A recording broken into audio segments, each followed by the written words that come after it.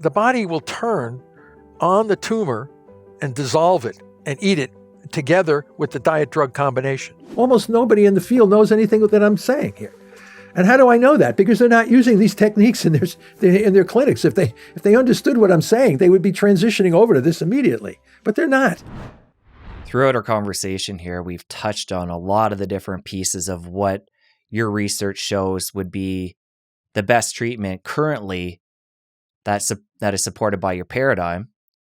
I think it'd be helpful for people, with the disclaimer, it's not follow this advice and cure your cancer, but from a research perspective, as a disclaimer, what is your research showing at this point? The nuts and bolts, because there is nuance to all this, and you're not going to get into all the nuance, but what is the nuts and bolts? We know ketogenic diet is a piece of it, getting into ketosis. We know stopping the glutamine fuel is another big piece of this, but just give us, within a few minutes, the nuts and bolts of what the best research is currently showing. Like I said, is there any kind of a cancer out there, anywhere, that can survive without glucose and glutamine? Because the more you study every type of cancer and under every kind of a condition, and you can't find one that can survive on glucose and glutamine, because if you can find a tumor cell that can survive on glucose and glutamine, then we would have to reevaluate some of where we stand on this. I would have to say, do they have a norm? Is it possible that a cancer cell could get energy sufficiently from oxidative phosphorylation? And then we would have to look at that more carefully. So far, we haven't found that.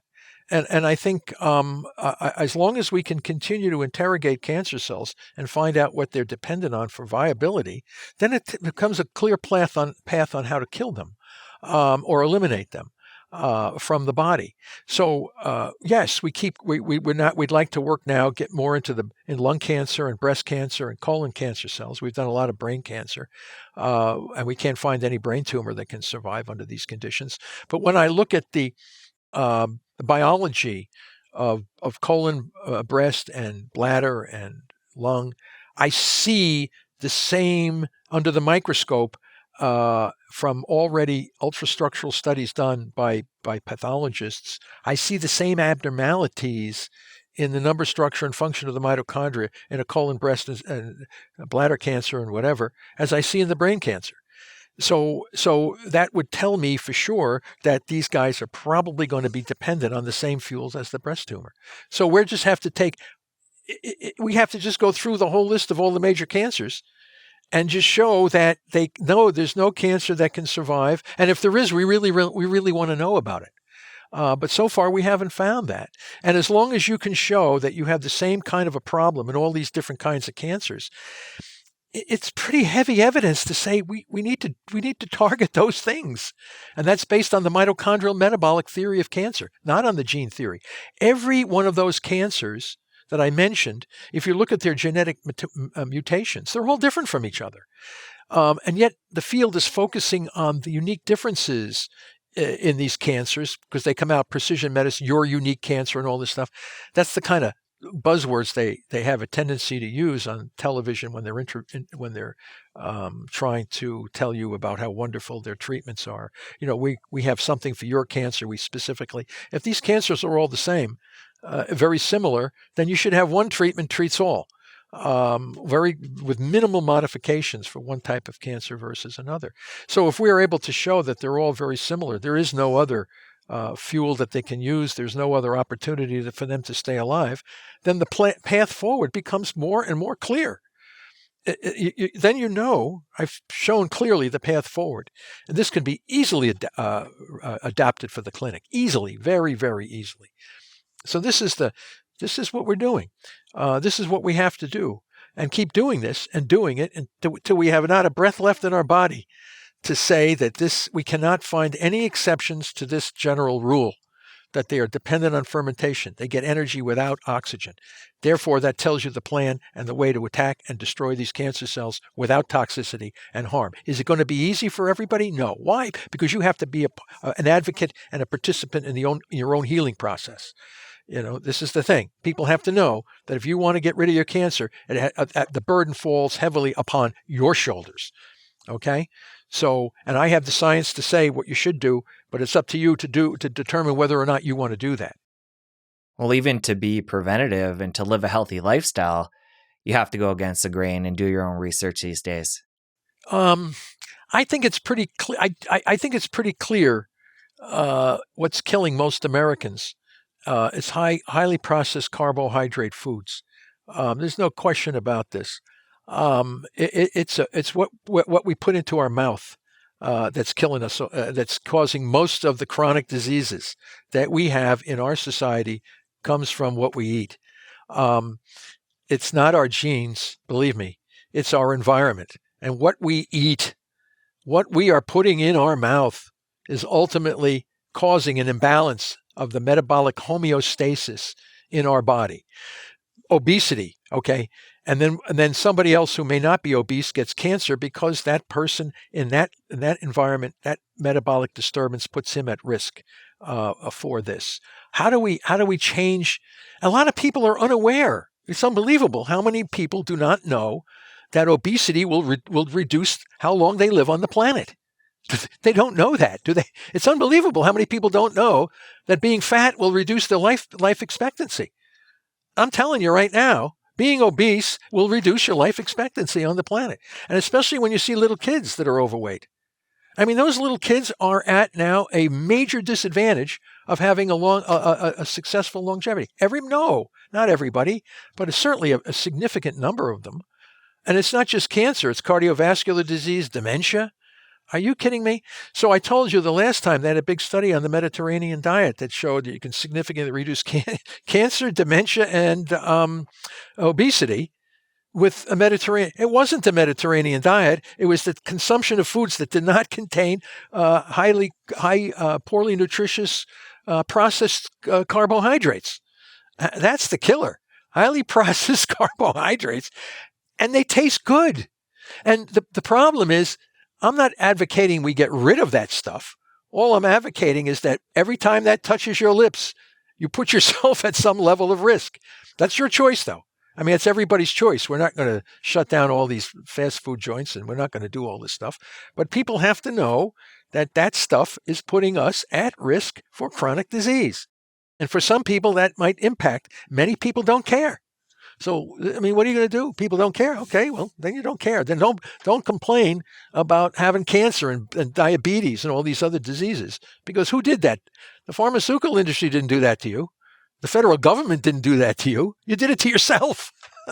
But right? I agree with what you're saying. But the point I was trying to make was the fact that you are going against the grain when you make different choices, because, every corner you look, there's a fast food place and processed food is everywhere in the grocery store.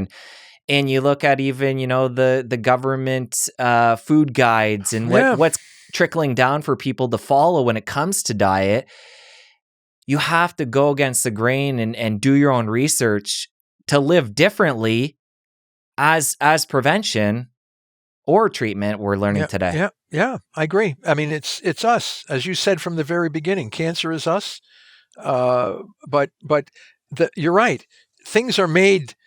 But we're not going to go down and shut down all the fast food shops.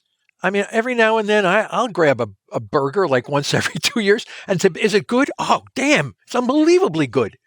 I mean, you ever have a Subway sandwich or one of these things? You tremble while you eat. It's so damn good. But if you're eating them every day, it's going to kill you. But every now and then it's not going to kill you. But I hate to be so crude like that, but the bottom line is that our society is unhealthy. We are moving into a new phase of our existence on this planet, and it's chronic disease phase. And there's a lot of things.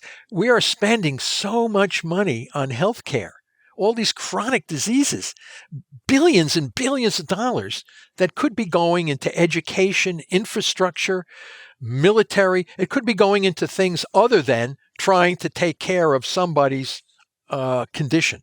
That's caused predominantly by the individual themselves.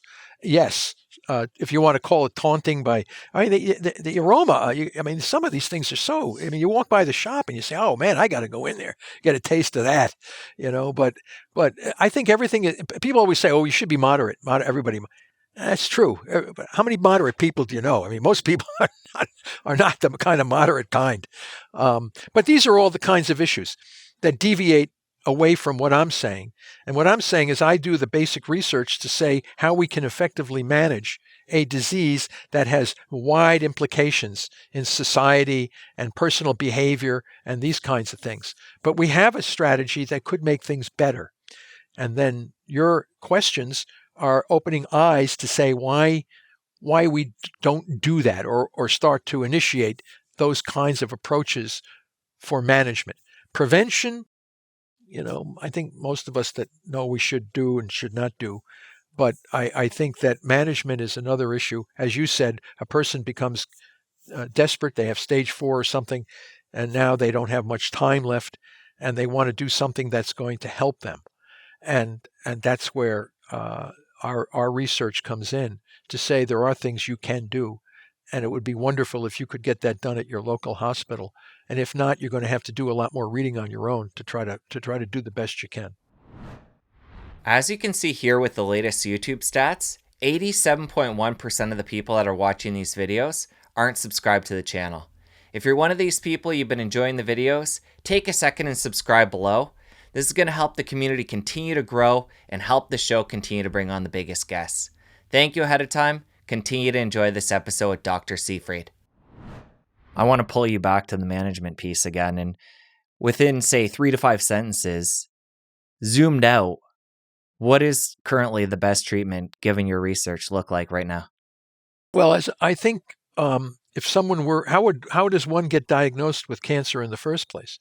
Usually they find a lump, they find some discharge bleeding, they feel fatigue, they have different kinds of symptoms that are associated with the diagnosis, and they do some screening tests, and they do this and that, and they can do some blood stuff, and then they make a decision that you might have, based on imaging analysis and ultimately a biopsy, which I'm not a big fan of, because if it really meant something big, I would support it. But they pretty much give you the same treatment if it's malignant. As I always say, if it's malignant, you should never stick it. And if it's benign, why would you stick it in the first place? To get some information, which now could change it to make it different than it was when you first looked at it. I'm a fan of non-invasive procedures like MRIs, CAT scans, these kinds, PET scans, these kinds of things. Okay, so you're diagnosed. Okay, what's the first step? Let's look at the individual's blood work. Oftentimes, not always, oftentimes the patient who has cancer is out of balance in some of the blood markers. So you really have to do a very comprehensive analysis of the metals, the vitamins, the various lipid profiles, the vitamin profiles. You really have to look for any pathogens that might be there, like a virus. You have to look for parasites. You can't believe how many people have different kinds of parasites. Toxoplasmosa, the Nile, what is it? That the tick-borne thing. Lyme? Lyme. A lot of people have Lyme disease, which throws metabolic homeostasis out. It can, if it's effective enough. So you really have to clean up the blood work. You have to bring the patient back into some semblance of homeostatic health.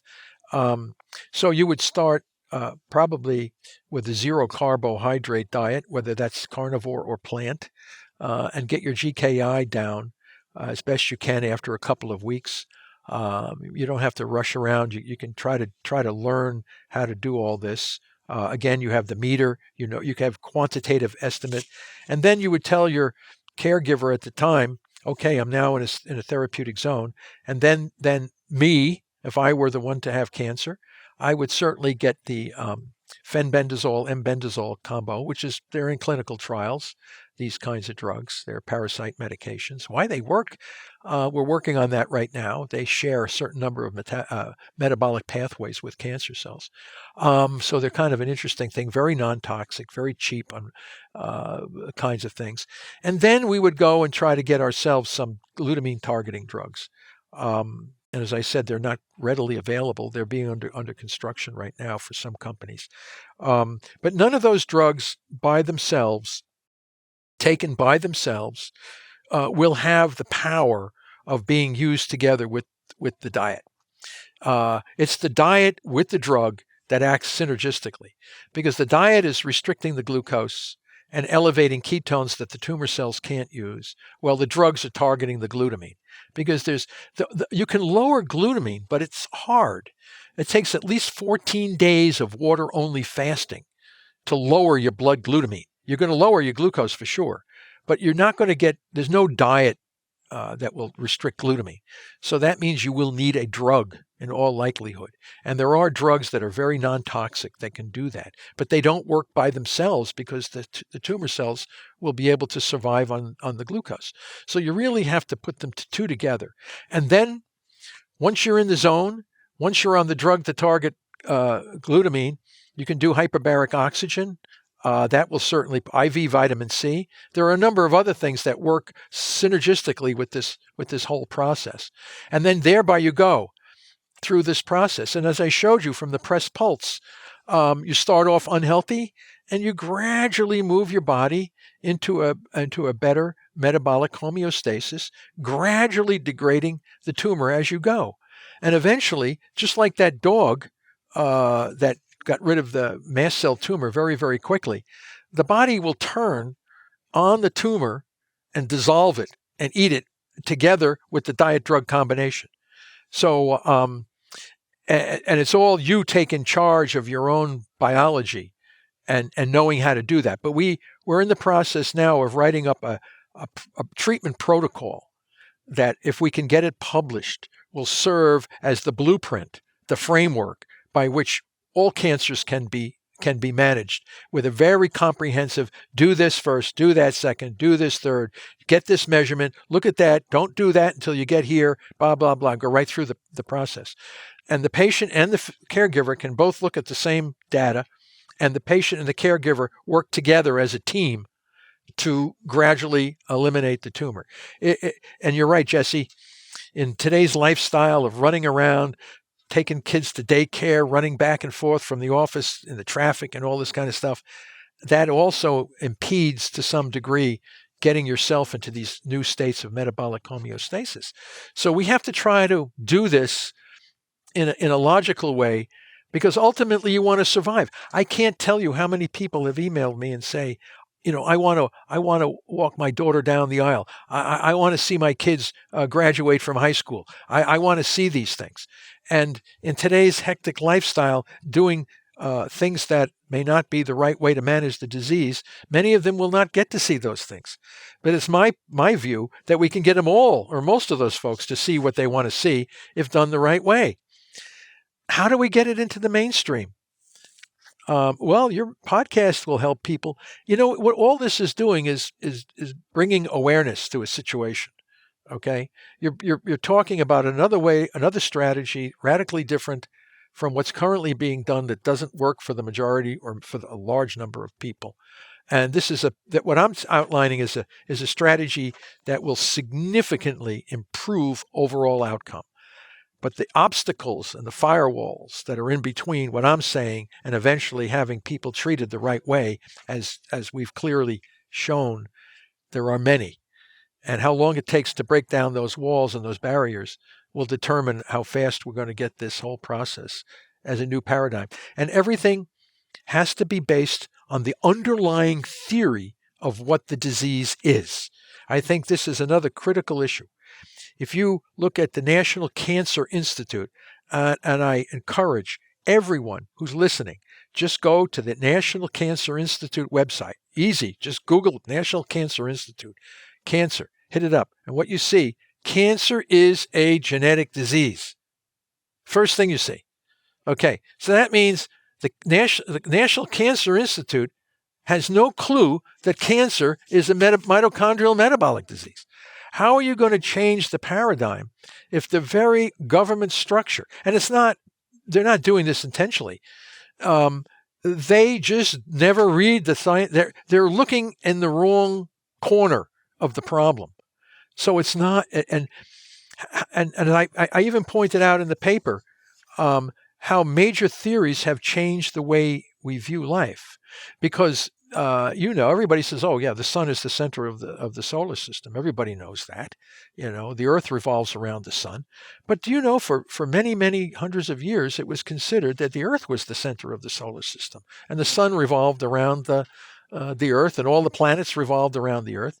And if you challenged the Catholic Church at that time, the dominant institution, you were ridiculed. And in the case of Bruno Giuliano, he was burned at the stake for challenging the concept that now everybody. But it took it took Copernicus, Galileo, and Kepler, these three great scientists, to finally. And what did they do? They house arrested Galileo. Right? He was house arrested. The only reason they didn't burn him at the stake is because he had some political connections. Poor Bruno had no political connections.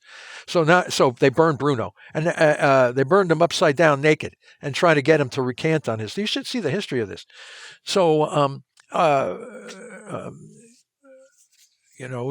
of these kinds of things that have gone in the past have been severely ridiculed by the establishment. Before it became widely known. Louis Pasteur, that germs cause disease. You should look. He was massively ridiculed for his concepts. Semmelweis, who went crazy, who showed that the germ theory didn't come out before Semmelweis. They didn't know what was going on, but they ridiculed that poor guy. Now they have a university named after him. The Darwin-Wallace theory of evolution, for crying out loud. I mean, that the only reason I have made the advances in this understanding of cancer is because I have a clear understanding of evolutionary biology. And without an understanding of evolution biology, none of this stuff makes any sense. Okay, you have to have those kinds of knowledge. Otherwise, nothing makes any sense. So, and people always get upset. Oh, well, evolution challenges. That doesn't challenge anybody's religion. Evolution is only a way to characterize biological processes. It's not a religion. It's a scientific process. So you have to do all that to make changes. And these kinds of changes don't come easy, especially with the situation we're in today. But at least we have a path. It's clear. The path should be, if you want things to change, then it becomes organizing people, having people get rallied up. I can tell you right now, if there were a march on Washington from people of all the different types of cancers, all got together, the tribes, and told the federal government, we want metabolic therapy, believe me, you would get metabolic therapy. You talked about all the different figures there in history and the pushback they got and the intensity of that in some cases.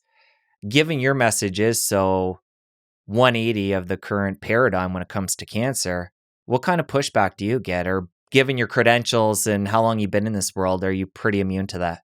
No, I don't think anybody can be immune to it. The frustration is when you see papers that are published that say that cancer uses oxidative phosphorylation based on oxygen consumption studies. A lot of times that they don't cite what you've already done. And that gets you everybody. You do a lot of work, and then some guy comes out and says, "Oh, I did it." No, we published that before you did. but no, I know it's a hard thing, but it's exciting.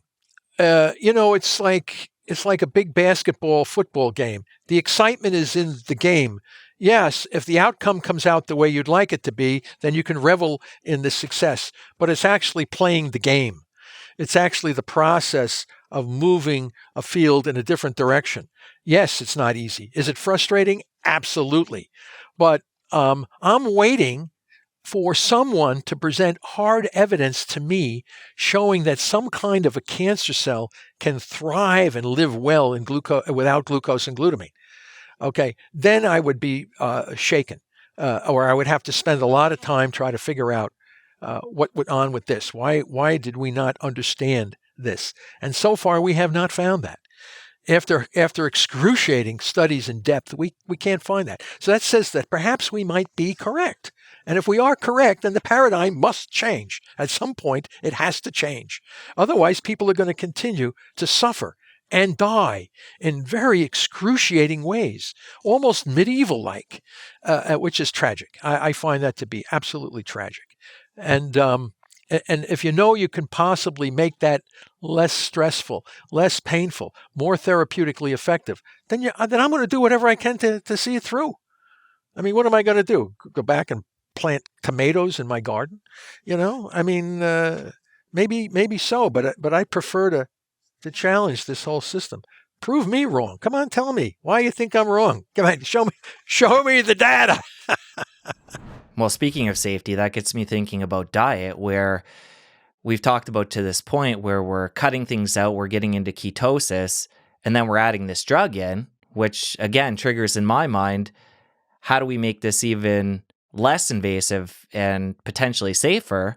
And that's instead of using the Dawn to have a food or a substance extracted from food that could do the same thing. So anything in that realm that you've discovered or anything promising where you could see a food or an extract from food taking the place of the drug?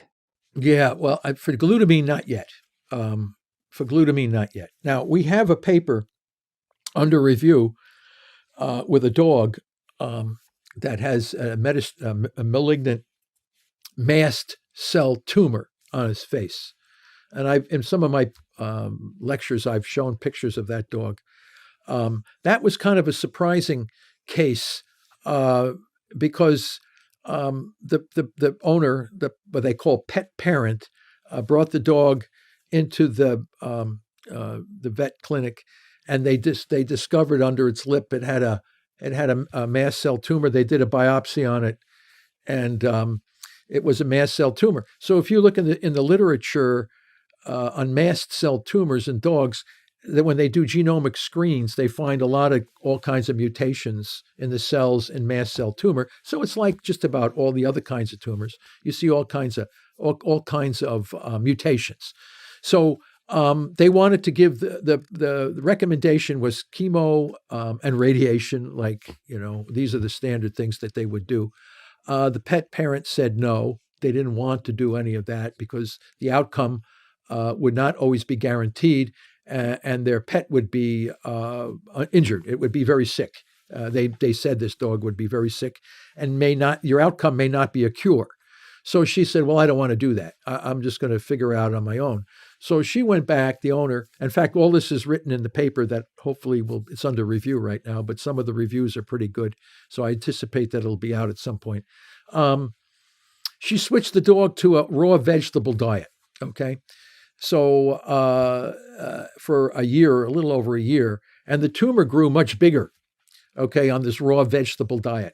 So clearly the raw vegetable diet was not working. And the tumor became very noticeable and large and started to invade local area, meaning that it is malignant. In fact, it was malignant by invading local tissue when it was first diagnosed as a smaller growth, and then the raw vegetable diet made it much bigger. Then she read our work and recognized that the dog is a descendant of the wolf. All dogs are derived from the wolf. What does the wolf eat? The wolf eats raw meat.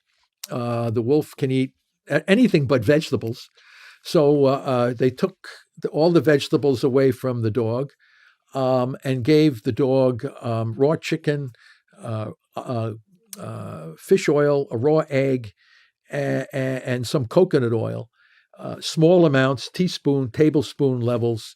And the dog was calorie restricted and lost only about 8 or 10% of its body weight. And within 3 months, this big ass tumor was like gone, which was remarkable. And we used no drugs. There was no extra drugs used. It was purely diet alone that did this. And people are asking, well, if you're talking about the glutamine, how is it possible that this big tumor could be resolved in a relatively short period of time without additional drugs? And the answer is, we don't really know.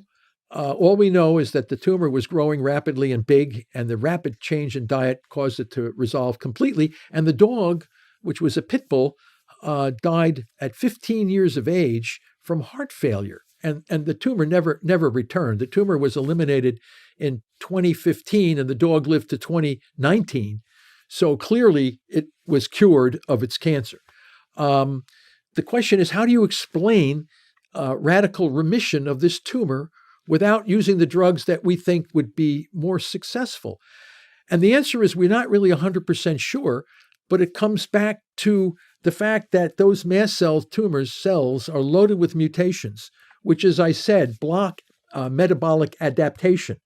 So the tumor cells with their mutations could not redirect their metabolism when the body was asked to be under a more restrictive metabolic state. Those cells were unable to adjust, and that's where these collection of mutations in the tumor cells could be our ally when we start to put the whole body under a restrictive state. Dogs have an incredibly capable adaptation to physiological stress. And if you have a cell loaded with mutations, that cell will not have those capacities and will be eliminated for fuel for the rest of the body.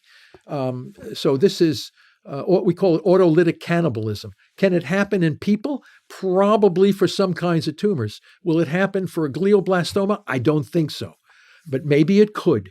We don't know. But if it were me and I were the one to have colon cancer, bladder cancer, or whatever, I would certainly use some of the very non-toxic drugs that I know would push the diet to make it a little bit more powerful.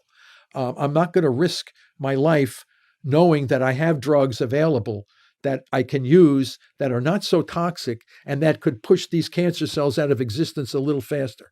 Is it possible that I could go on a 30-day water-only fast, which people do, and eliminate the cancer? Yes, it's possible. I have evidence from clinicians who have emailed me and told me that their cancers were completely dissolved after 25 days of several water-only fasts like this. Well, this is really tough. I think most people would probably figure out, can I get that done a little bit easier? Do you have a drug that might be able to push it a little bit faster? And the answer is yes. If people want to try a 21-day water-only fast 3 times a year to get rid of their cancer, I'm not going to stop them. I've seen it work, but it's not. But if you told a cancer patient that, they think you were crazy. Even oncologists think you're crazy to recommend something like that. But it works. But I wouldn't say it's something that everybody is going to jump on, especially if they have an opportunity to lessen the stress. People don't. You feel, oh Jesus. But you can do all these things. Yeah, they work. I mean, probably work on some people. Worked on Guy Tannenbaum. He's on the web. He did all these water-only fasts. He got rid of his advanced prostate cancer. So I'm not saying that's going to work for everybody, but I would certainly want to integrate diet with drugs where I know I have some handle on the whole thing. And that would, to me, would be a more logical way to go about it. That's exactly where I was going. I'm glad you covered that, though, to compare water fasting versus the treatment protocol we've been talking about. Yeah. I mean, sure, they can work. I'm not going to, because I have hard evidence that it does work, but it's not something a lot of people are going to jump on right away. So we've gone into the details of what your treatment protocol would look like with the diet or the fasting and the pulsing of the drug, the DAWN. I'm curious now, how long, obviously it's going to depend on the type of cancer and how invasive it is and how long it's been there and a lot of different factors. But if somebody is trying a protocol like this, how long typically do they need to do something like this to get to a point when they can, go to a diet and lifestyle to manage the cancer at that point versus all these other things? Yeah, no, it's hard. It's a good question. I don't know. Well, I mean, what are your choices? Right? I mean, what are your choices? Well, someone could say, listen, I don't want to do that. I don't want to do that for the rest of my life. And the answer is you might not have to do that, but we can't be 100% sure about that. Let me give you an example from one case published, Pablo Kelly, and the other case from an individual that I know from Norway, and he did a big film on this. It's all in Norwegian. Terje from Norway, and we have 2 examples of what the question exactly to address your question. Pablo took no radiation, no chemo, no steroids. His tumor continued to grow for 3 years, slowly. He was in a carnivore kind of keto, mostly meats and stuff. And eventually it grew to the point where he had to have it debulked, cut out, because we all looked and said, it's not this diet alone without drug is not causing your tumor to regress completely. So he had it debulked. First, they said it was a non-operable tumor. It was inoperable, so you wouldn't be able to get it all out. Then after 3 years of ketogenic metabolic therapy, they looked at it on the CAT scan MRI and says, oh, this thing might be debulked more completely than it was 3 years earlier. So he said, okay.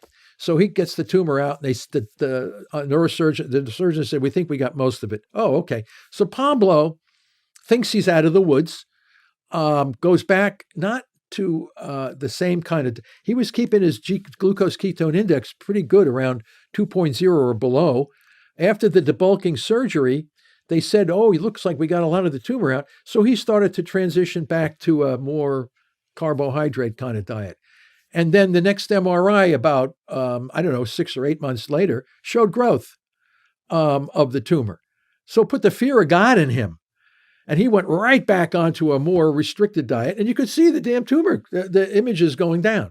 Now, after another 3 years, the tumor was continued to grow and grow, but very slowly, and debulked. So he's had 2 debulking surgeries. He's out over 8 years of survival. He's got married, has 2 children. He would have not had any of that had he done the standard of care up front. So the question is, will he have to use the rest of his life? And so far he hasn't taken Don or embendazole or some of the other drugs that we know can work on this. He's very comfortable the way he's doing.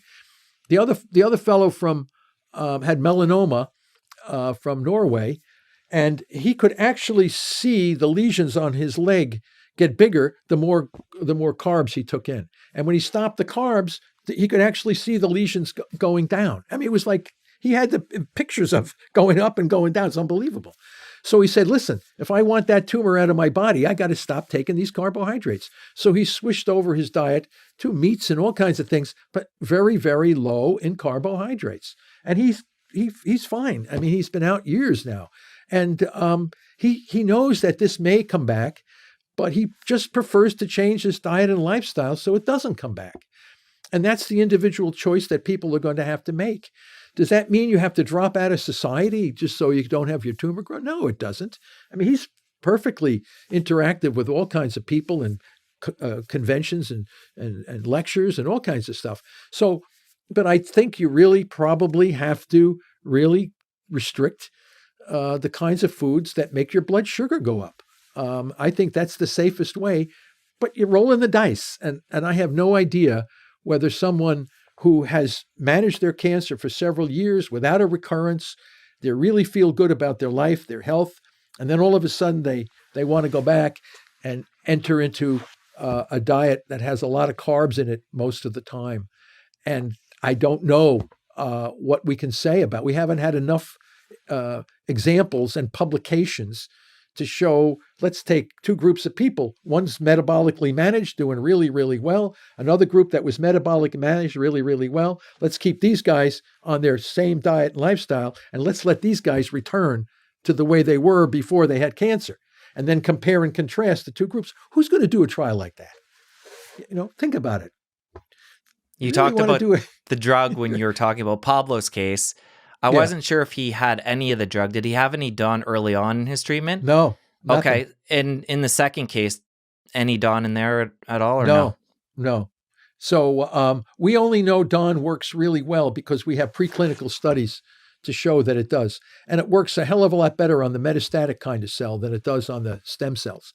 Not to say that it doesn't work on cancer stem cells, but we're building these cocktails all the time, diet drug cocktails. And as I said, the 2 fuels are glucose and glutamine. So the diet drug cocktail is designed to keep the rest of the cells healthy while you strategize on how to shut down glucose and glutamine. So some tumors are more glucose dependent than glutamine dependent, and some tumors appear to be more glutamine dependent than glucose dependent. But that doesn't mean they're restricted to one fuel versus the other. It's just that their proportionality of using the 2 fuels can differ. So our viewpoint is, what's the best therapy that will eliminate those 2 fuels simultaneously? And then if we find out there's still some level of growth, because don't forget, as I said, there's many steps in that glutaminolysis pathway that could be targeted with some drugs. And we're still learning about that. So, I mean, believe me, this is not a done deal. We've just opened the door. into a world of new approaches for managing cancer.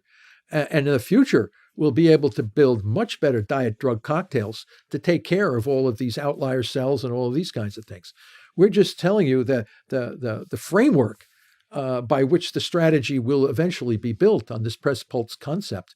But the physicians, clinics, guys, these guys are going to be the ones perfecting all this stuff when they see the outcome in their treated patients. So it's like anything. You're going to learn diet, dosage, timing, and scheduling for various types of people. Their body weights, sex, their age, all of these kinds of things must be brought into consideration. How many other diseases do they have besides cancer? And this is another thing. We've seen patients come into the clinic. They have parasite infections. Their blood work looks like hell. I mean, they're all off the metabolic in many different type 2 diabetes, high blood pressure, hypertension. They have all kinds of things. All that stuff has to be brought back into a semi-normal state. And then you strategically use low doses of drugs to target and kill the tumor cells while not putting the patient at a metabolic balance. So again, you really have to be the artisan of the understanding of the human body and how it works, and how best you can fit that patient with the therapy. So when it comes to published research and it comes to drugs like Dawn and other drugs in that family, is that only been looking at animal models to this point? Well, there are clinical trials on some of these drugs that are going on right now. The problem with these trials is no one is combining the drug with the metabolic therapy. So they want to see if a glutamine targeting drug has been used in the past. Was it a blockbuster? No, it was not a blockbuster. Does it become more powerful when you put it with the ketogenic? Absolutely. So, but they don't want to do that because they want to get they're looking for. Don't forget, the Food and Drug Administration says if your patients can live an extra 2 months, we'll give you approval on that drug. I mean, we don't want extra 2 months. We want years but they will not do the trial with the ketogenic diet because I was told by several drug guys, we won't know if it's the ketogenic diet or the drug that's making the difference. We got to know if it's the drug. I said, what about the patient? It's got to be, it's not the patient. It's the revenue generation from the drug they make. So again, what's your strategy here? Is it how long can you keep your patient alive? Or is it how are you going to be able to make this drug a blockbuster? None of these drugs are ever going to be blockbusters. I can tell you that right now. The only way you're going to get real powerful therapeutic benefit is you got to know how to use that drug with the appropriate diet to get the full power of what you're doing. And so far, nobody wants to do that.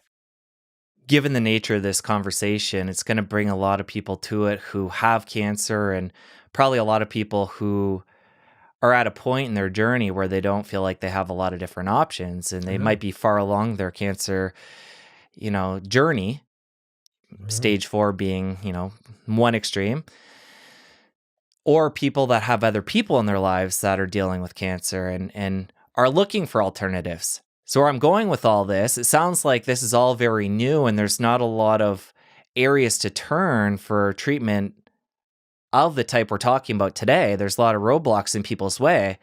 Yeah. So if it was you or somebody that you know in your family that came to you and said, Dr. Seyfried, I want to try this. Yeah. Where do they go these days? While this is so new and there's not a lot of people doing it. I know. Well, there's some small clinics that are starting to dabble in this stuff. But like you said at the beginning, you could be shut down because you're not following standard of care for political reasons. It has nothing to do with the clinical. They're shutting it down because they don't understand it. They don't know about it. But because you're not following protocol, I mean, these poor, as you said, some of these poor guys could lose their license for doing it. You will not see metabolic therapy discussed in any degree at the top medical schools. You got to deal with they never heard of many of them never heard of Otto Warburg. Many of them never heard of what I'm talking about. So you have that wall of interference. It's a problem. Okay, so how do we get the word? You got to train physicians to know how to use the strategy, the technology. They have to be educated. They can be. This is not insurmountably. Some of the actual into the nitty gritty biochemical pathways supporting what I am saying does take a lot of in-depth knowledge and research. There's no question about it. I'm just able to take it out of the molecular mud and bring it into a comprehensible strategy. But I'm in the mud all the time, trying to clean up what we know and how to improve what we know. But we are already far enough along in case reports and in preclinical outcome to know this is the path forward. We already know that. So if we know that, why are we not going in that direction? Because there are all these other issues. One of the biggest ones is revenue generation. How do we keep everybody's books balanced? It's okay if I can bring in a new strategy to replace standard of care, but standard of care generates a lot of revenue. So how can we use metabolic therapy? Who has the business model? What entrepreneur is going to step forward with a business model? Because everybody's going to be happy if I can earn as much money doing metabolic therapy as I would doing radiation and chemo. But right now that hasn't happened. We're still looking for the entrepreneurs to figure out how to do this, because I think the people want it. The cancer patients want it. The problem is we have this revenue issue that we have to get through. And I'm not that kind of a guy.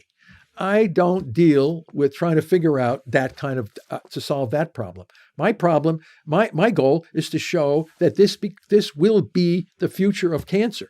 It's just that we have to put the other parts of the puzzle together to make it that way. We have to we can set up clinics. All the top medical schools could be doing this right now with a little bit of 6-month training program, knowing how classes and re-education and research. But who's going to make the money on this, right? Where is the money going to come from? I can manage your cancer without toxicity on the cheap. Great. Okay. How is that going to help our industry? I don't know. Somebody's going to have to figure that out, but it's going to happen. You can delay it only for so long, because the more and more people that are using this and the more and more people are surviving a hell of a lot longer they would have been if they had gone to standard of care, is eventually going to be a grass fire. And people are going to say, I want this. You're going to have to adapt in some way because we want it. And we want it. Why? What do you think? Because we understand the biology. We're actually targeting the very essence of what those cells need to survive without the toxicity. And we can do it. Absolutely. We already have the drugs. We already have the know-how. We just don't have the motivation to do it. And that's something that I can't address. For somebody who is desperate enough and determined enough and is tuning in right now, are there clinics out of country? Is there stuff overseas people can look to down in Mexico? If you can't answer that, fair enough, but I just have to push you on it to give people something that have tuned into this point and feel like I'm desperate. And the other factor here is time, especially for people that, might be more towards the end stages of cancer. They don't have a lot of time. So I just feel for people, and I want them to have something practical they can grab onto at the end of this. You feel for people. Think about how I feel for these folks. I mean, they're coming to me. I get some letters of people that are in the end stage of their disease, and I can't believe that they could still be alive after what they have gone through, in up to the point when they're desperate. They're at their end of their string here. They're going to hospice, for crying out loud, and now they're coming to say, "Can metabolic therapy be helpful to me?" And the answer is, I don't know. I'm not saying I can't tell people, "Oh yeah, we have the panacea for your problem." No, I don't. I mean, the issue here is that we have a planned strategy to manage cancer, and it's done differently than what they do in the major medical centers. So it's based on a completely different underlying theory of what the disease is. And again, I always say, if you catch the disease early, you can potentially cure it. That's true for metabolic therapy as well as it would be for standard of care therapy. But as you mentioned, Jesse, you now have to use metabolic therapy to not only try to kill the remaining tumor cells or what's ever growing, but now try to correct all of the massive damage that was done to your body by toxic poisons and radiation, or immunotherapies, or all this stuff. So you're asking a new approach to not only solve the original problem, but to fix the mess that you already went through in trying to use those failed procedures to manage your disease.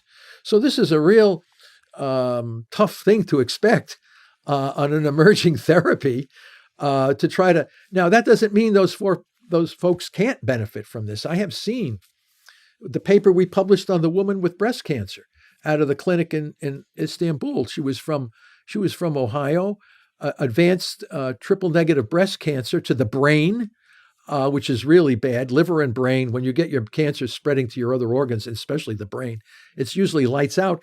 And they said there's no more we can do.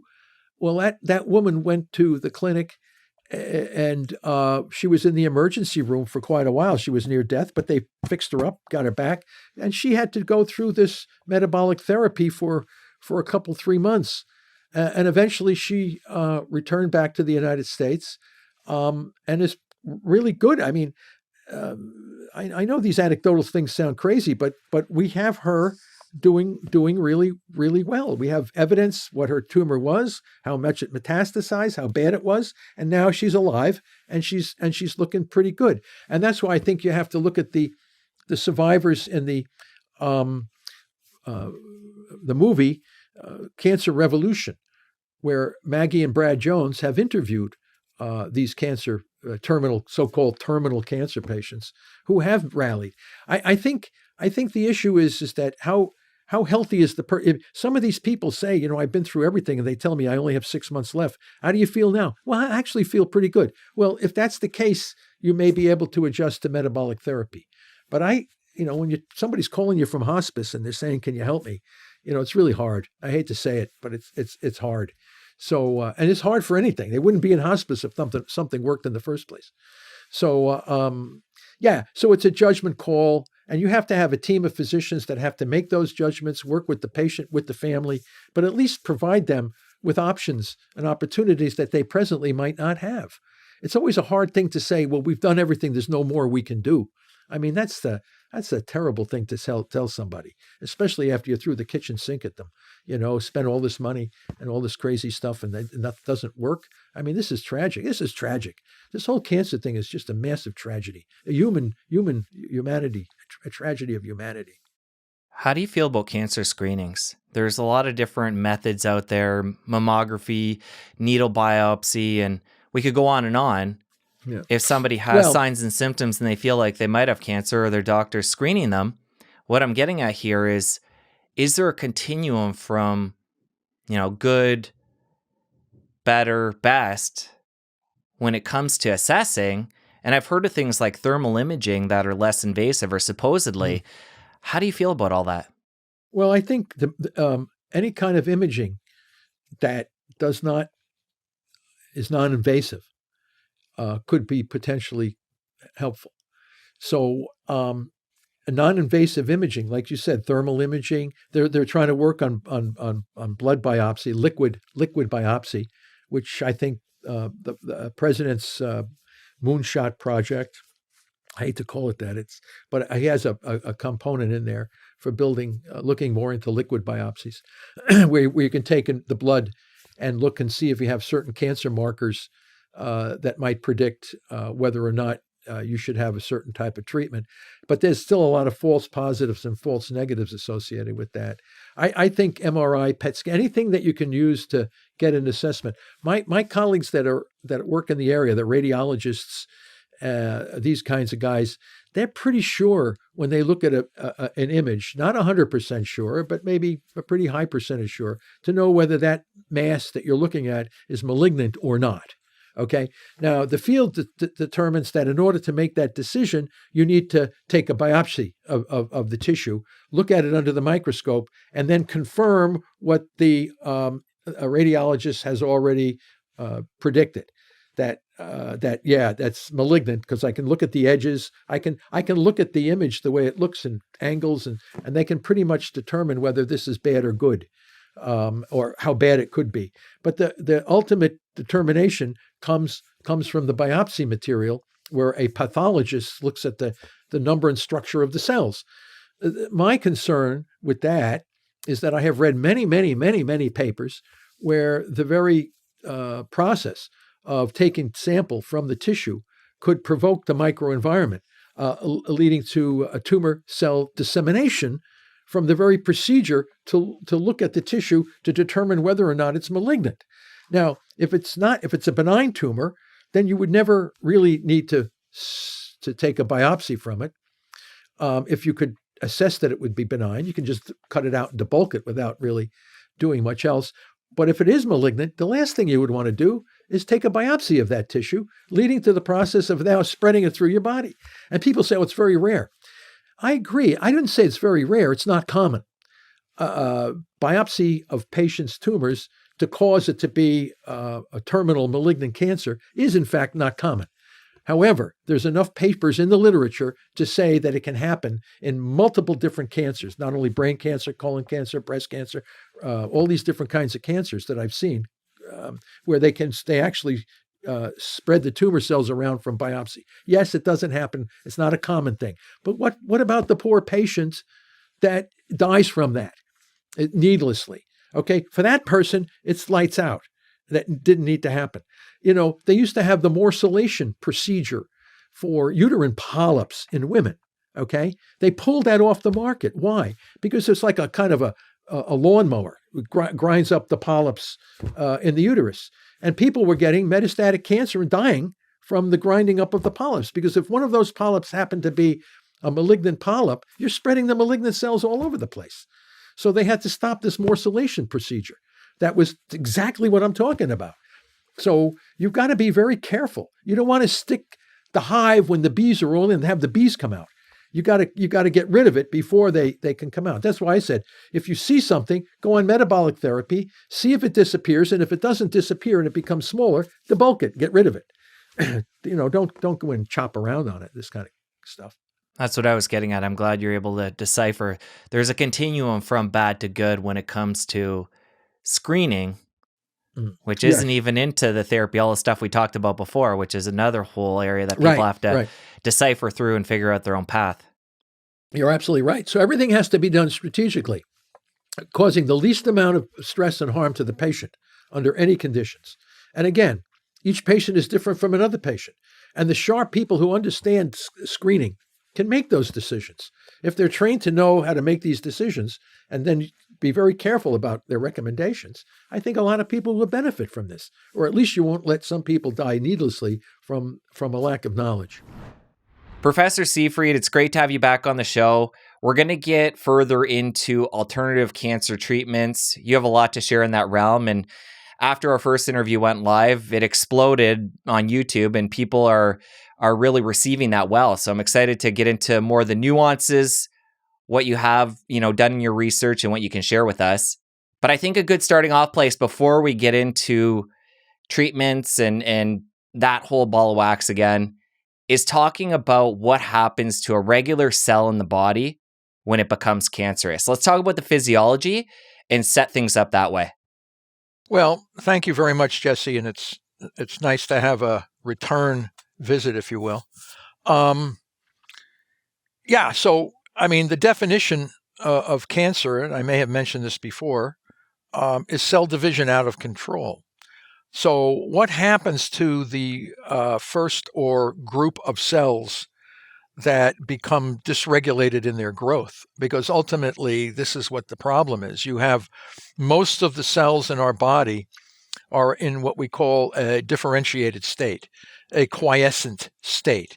They're all arranged in order in our various organs and tissues, and they all contribute together to the society of cells in the body, which ultimately is us.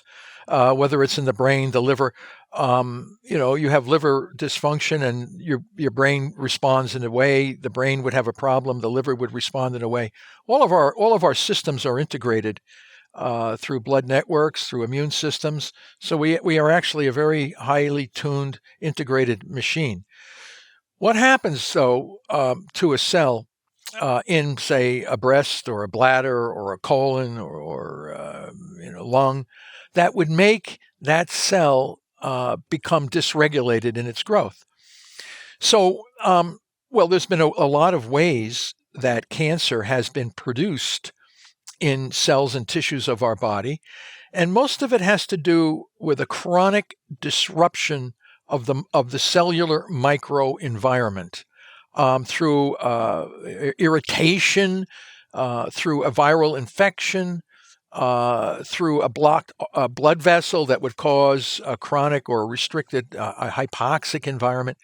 The problem is that and I say chronic because most acute damages to cells and tissues will lead to rapid death. And as Otto Warburg said, you can never get a dysregulated cancer cell from a dead cell. So there has to be some time frame when this regulated cell, this quiescent differentiated cell, has an opportunity to become dysregulated. And what's responsible for the quiescent regulated differentiated state is the function of the energy metabolism within that cell. And that's controlled by the organelle called the mitochondrion. It's kind of a spaghetti network that exists in the cytoplasm of the cell. That network interacts with the nucleus.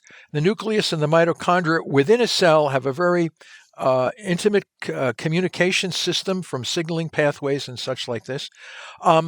But a chronic insult to a cell or a tissue leads to a gradual loss of energy through oxygen. So to prove that, I mean, you're breathing, I'm breathing, most living people, most animal, everything gets energy. They breathe oxygen, get oxygen in, either through the gills, through the lungs, or whatever. That oxygen serves as an acceptor, a final electron acceptor for the electron transport chain in the mitochondria that generate large amounts of energy very efficiently. However, if that energy efficiency is chronically interrupted, not to the point where you kill the cell, because if there's no energy, death, you can't be live with no energy. So what happens in the cancer process is that the energy is transferred from oxidative phosphorylation, breathing oxygen, to an ancient pathway of what we call fermentation. The technical term is substrate level phosphorylation, a type of energy mechanism that existed for all living organisms that were on our planet before oxygen came into the atmosphere some 2.5 billion years ago. So these heirlooms of energy metabolism exist in most of the cells of our body, these old ancient heirlooms, but they play a very, very minor role when we're breathing oxygen. They have a very low production of energy.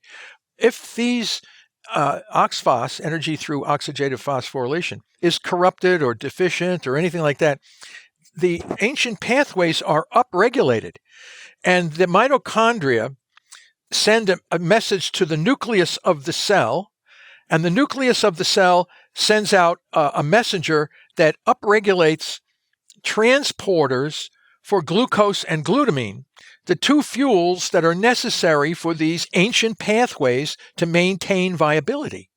The problem with that is that same organelle, the mitochondria that's responsible for differentiation and quiescence, also controls the cell cycle and the differentiated state.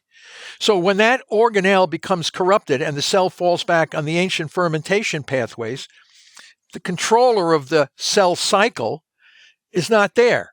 And what happens? The cell starts to divide exactly the way it did 2.5 billion years ago, because all of the cells at that time were dysregulated in their growth. They just grew and grew and grew and grew until the fuels, fermentable fuels, disappeared in the environment and the cells would die. So this whole cancer thing is not a mystery.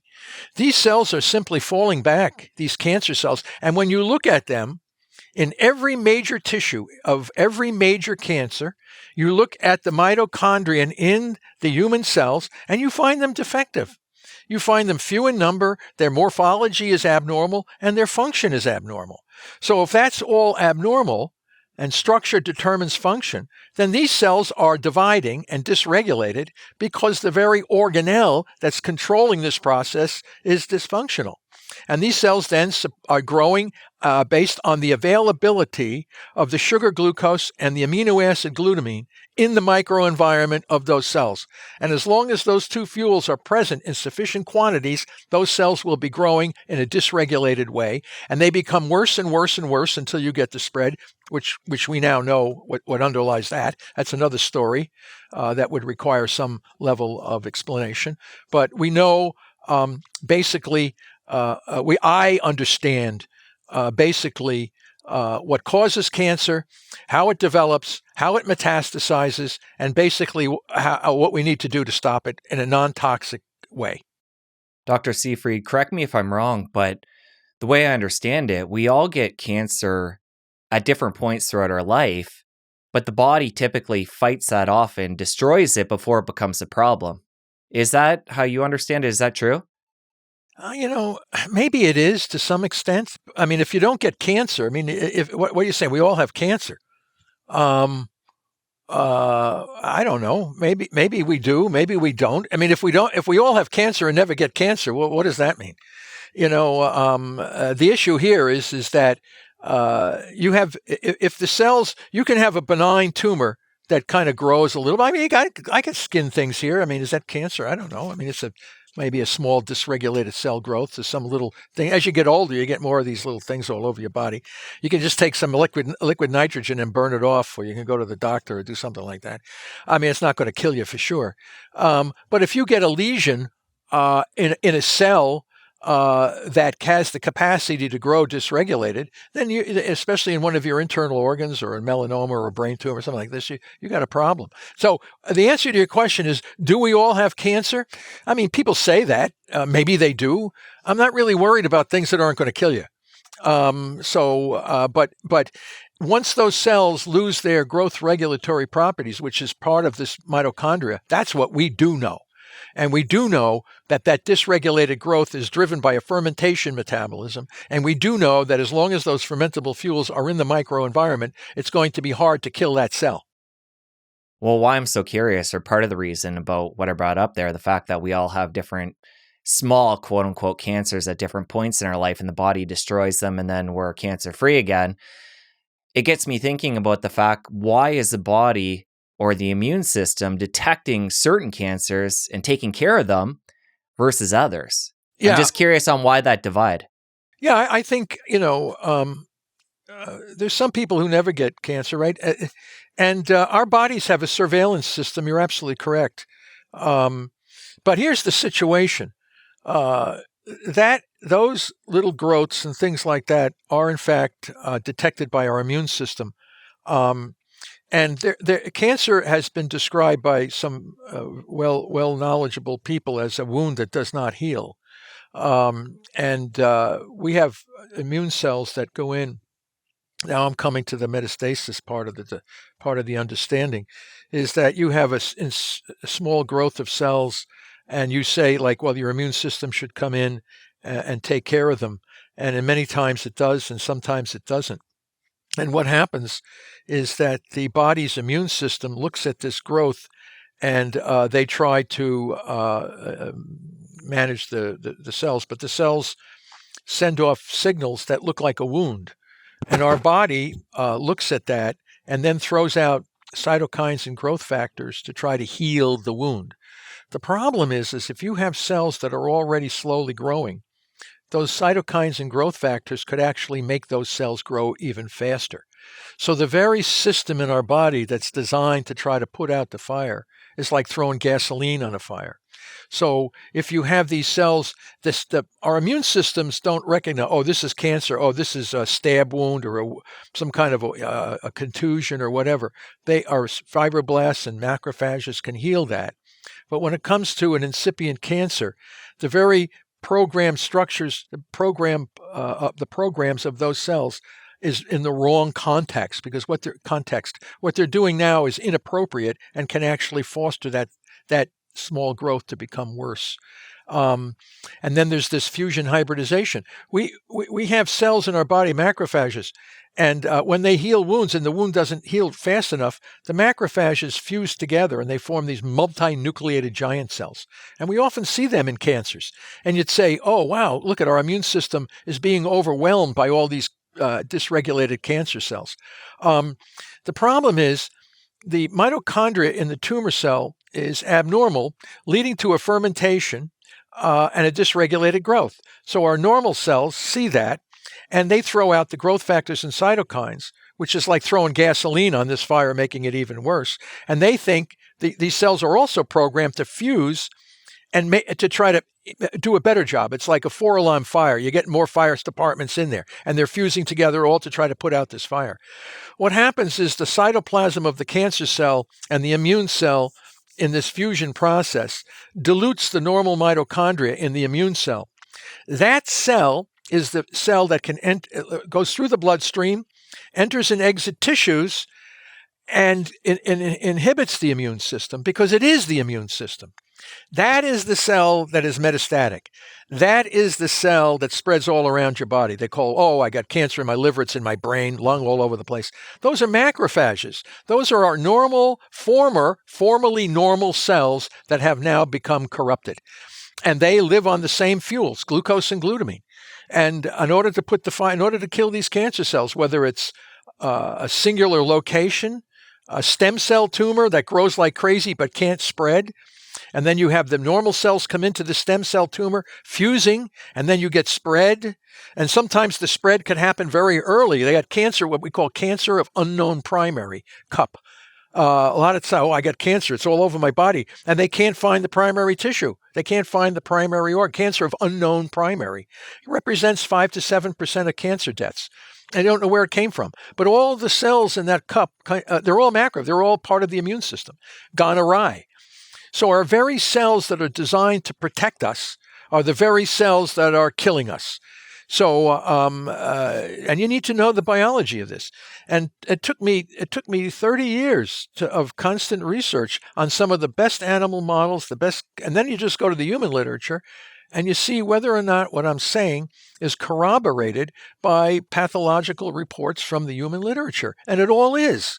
So we know precisely. It's just that the field, for whatever reason, they don't either read the literature, they don't understand the literature, or they come in with a mindset that prevents them from recognizing what I just told you.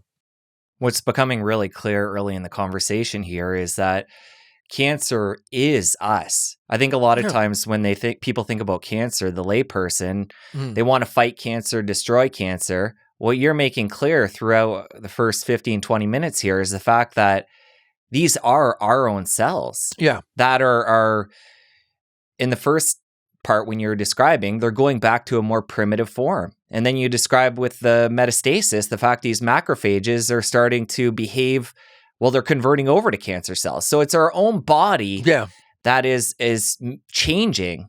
Right. So when we talk about fighting cancer, essentially we're talking about fighting our own body. And as long as you keep that body full of sugar and glutamine,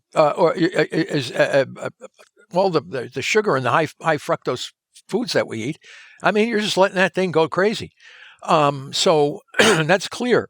What's happened now? Why did our ancestors and some of the primitive Aboriginal tribes have such a low level of cancer? Because of their environment.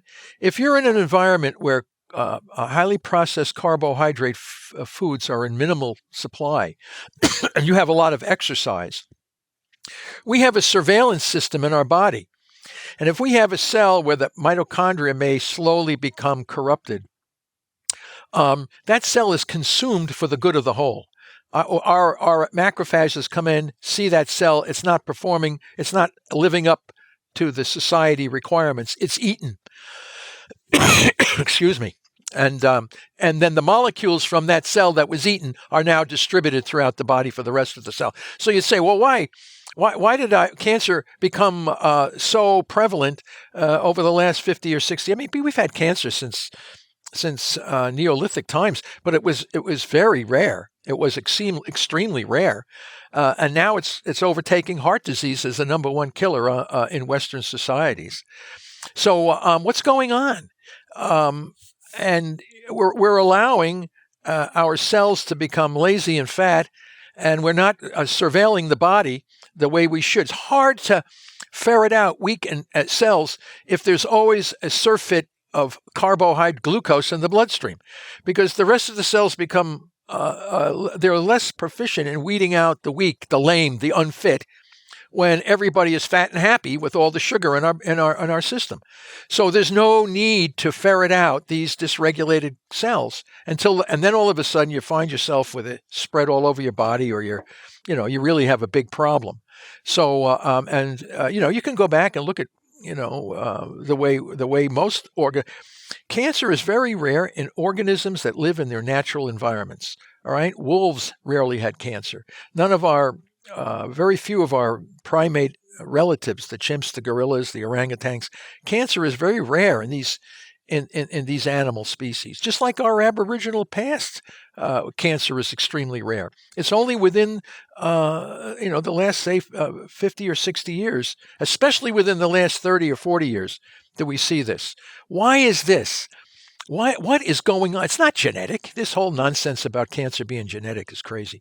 It's environmental. Wake up, people. It's an environmental situation.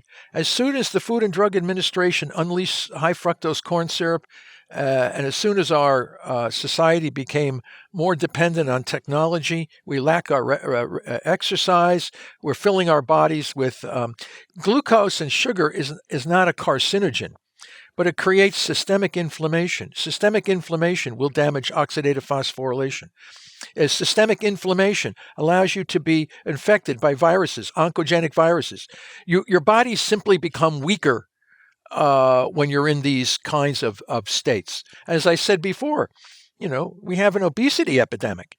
This propels people for type 2 diabetes, dementia, cancer, cardiovascular disease. It's all of these diseases together are called chronic diseases from our diet and lifestyle. Okay, diet and lifestyle are responsible for this problem. And now you try to figure out, okay, what are we going to do to manage the system? Well, you could do prevention. As you know, most people don't care about prevention. Some do, most people don't. And then when you have cancer, people want some sort of a rapid cure, and you get all these toxic things that you're given when you do standard of care, and you have a bad problem, you make it worse. But you're right, Jesse. It's ourselves. It's our body. It's the way we live in our society that's contributing to a lot of this problem. There's some really interesting research with cells, and this is where they took different organelles. Actually, it was the cytoplasm and the nucleus, and then they put different tumors into the cytoplasm and the nucleus. Talk about how that worked and what they found out from that. Yeah, well, that's the nuclear transfer experiments. I summarized all of those, as I mentioned in the last. Maybe I did. I don't remember. But those nuclear transfer experiments were a backbreaker to this whole view that cancer is a genetic disease. These studies were done by Dr. Kinnell at he was down at Louisiana. He since went to the Minnesota. He passed away a couple of years ago. McKinnell's work on the frogs. And then there was Jim Morgan's group at St. Jude's, and there was Rudy Yanish's group down here at MIT, Beatrice Mintz's group, Israel and Schaefer's group from the University of Vermont, Shea and Wimberlin from University of Texas. I mean, all of these groups had done these kinds of experiments where they would take the nucleus of a tumor cell and put it into the cytoplasm. They took the nucleus of a nucleus of a tumor cell, put it into a normal cytoplasm, and you would get no dysregulated growth.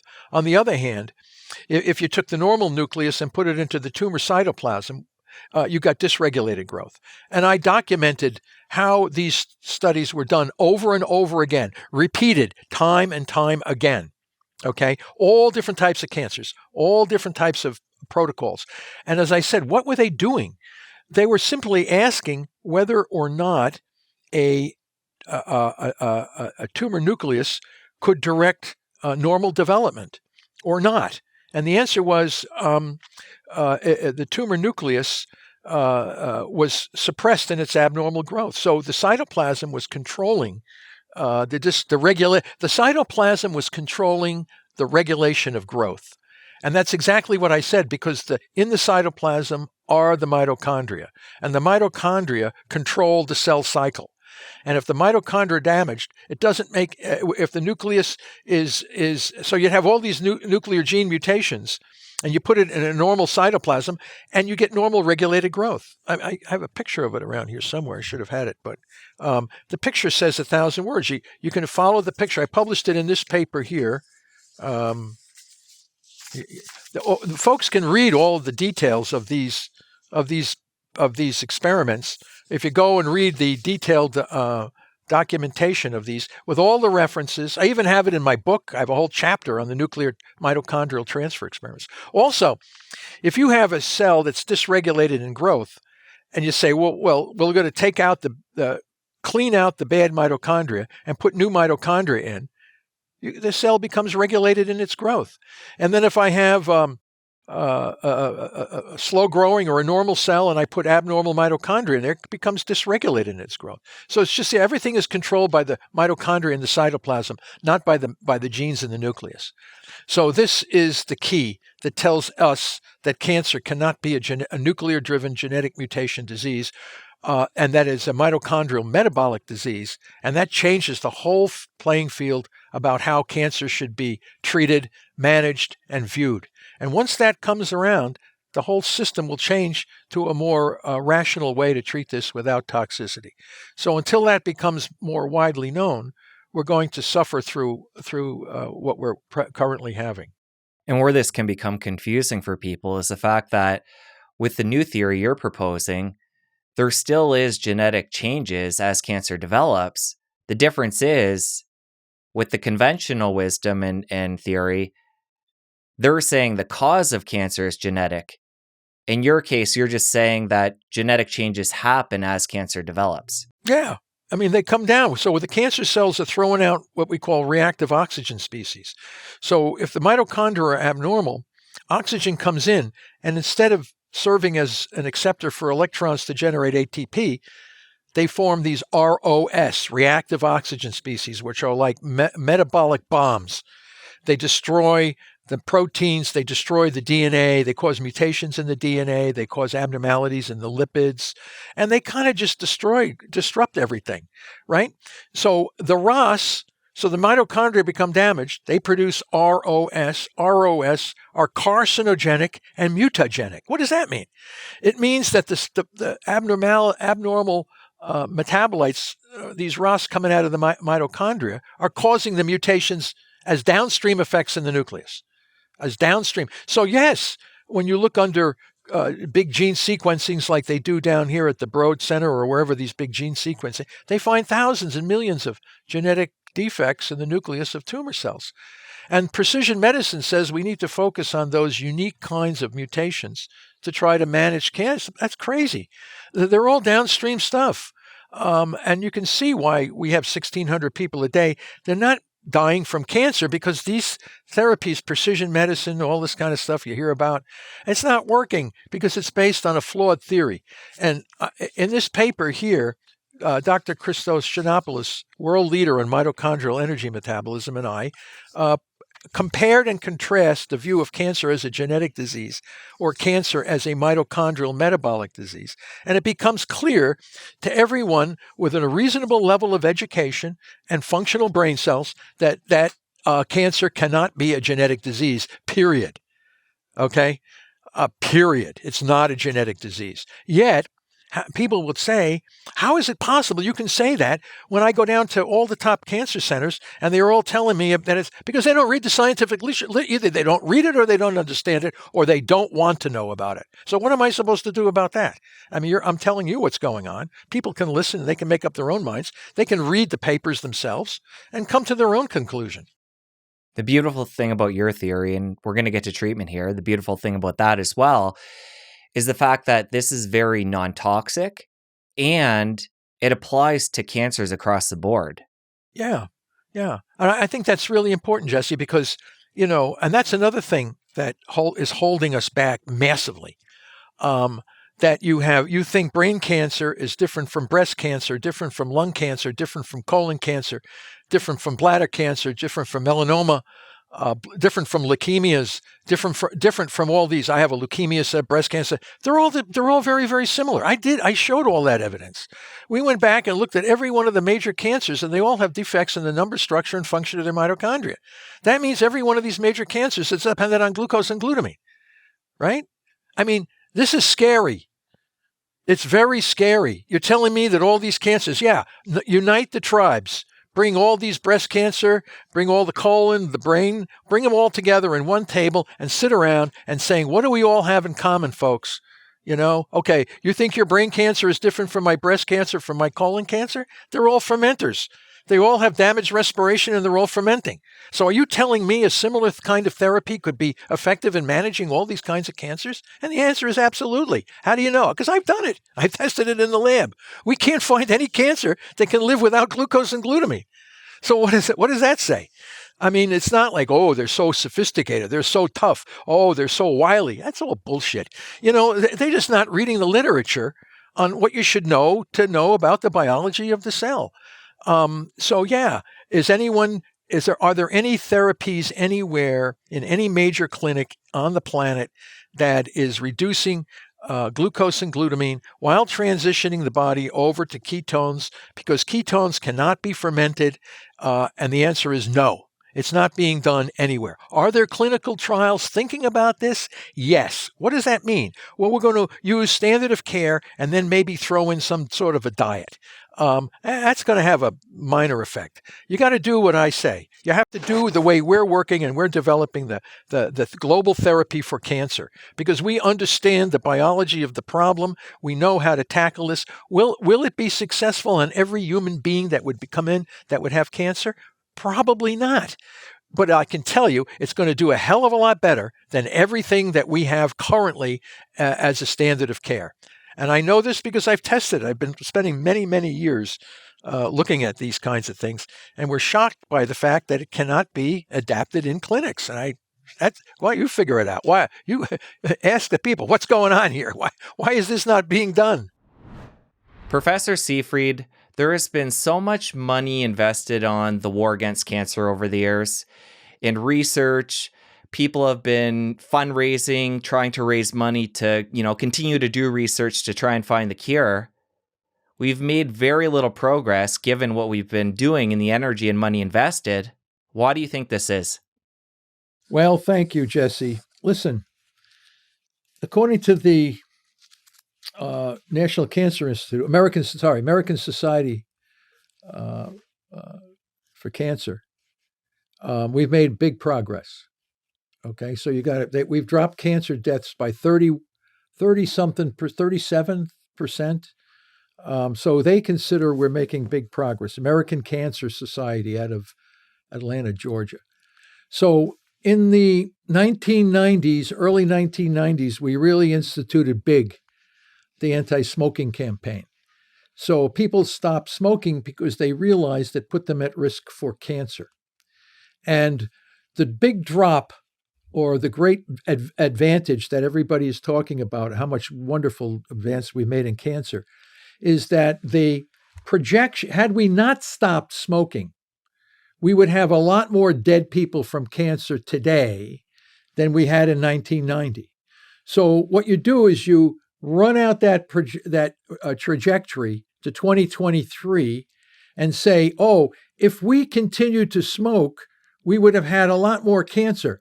So the fact that we stopped smoking, we actually reduced the number of cancer deaths by 35% or whatever it is.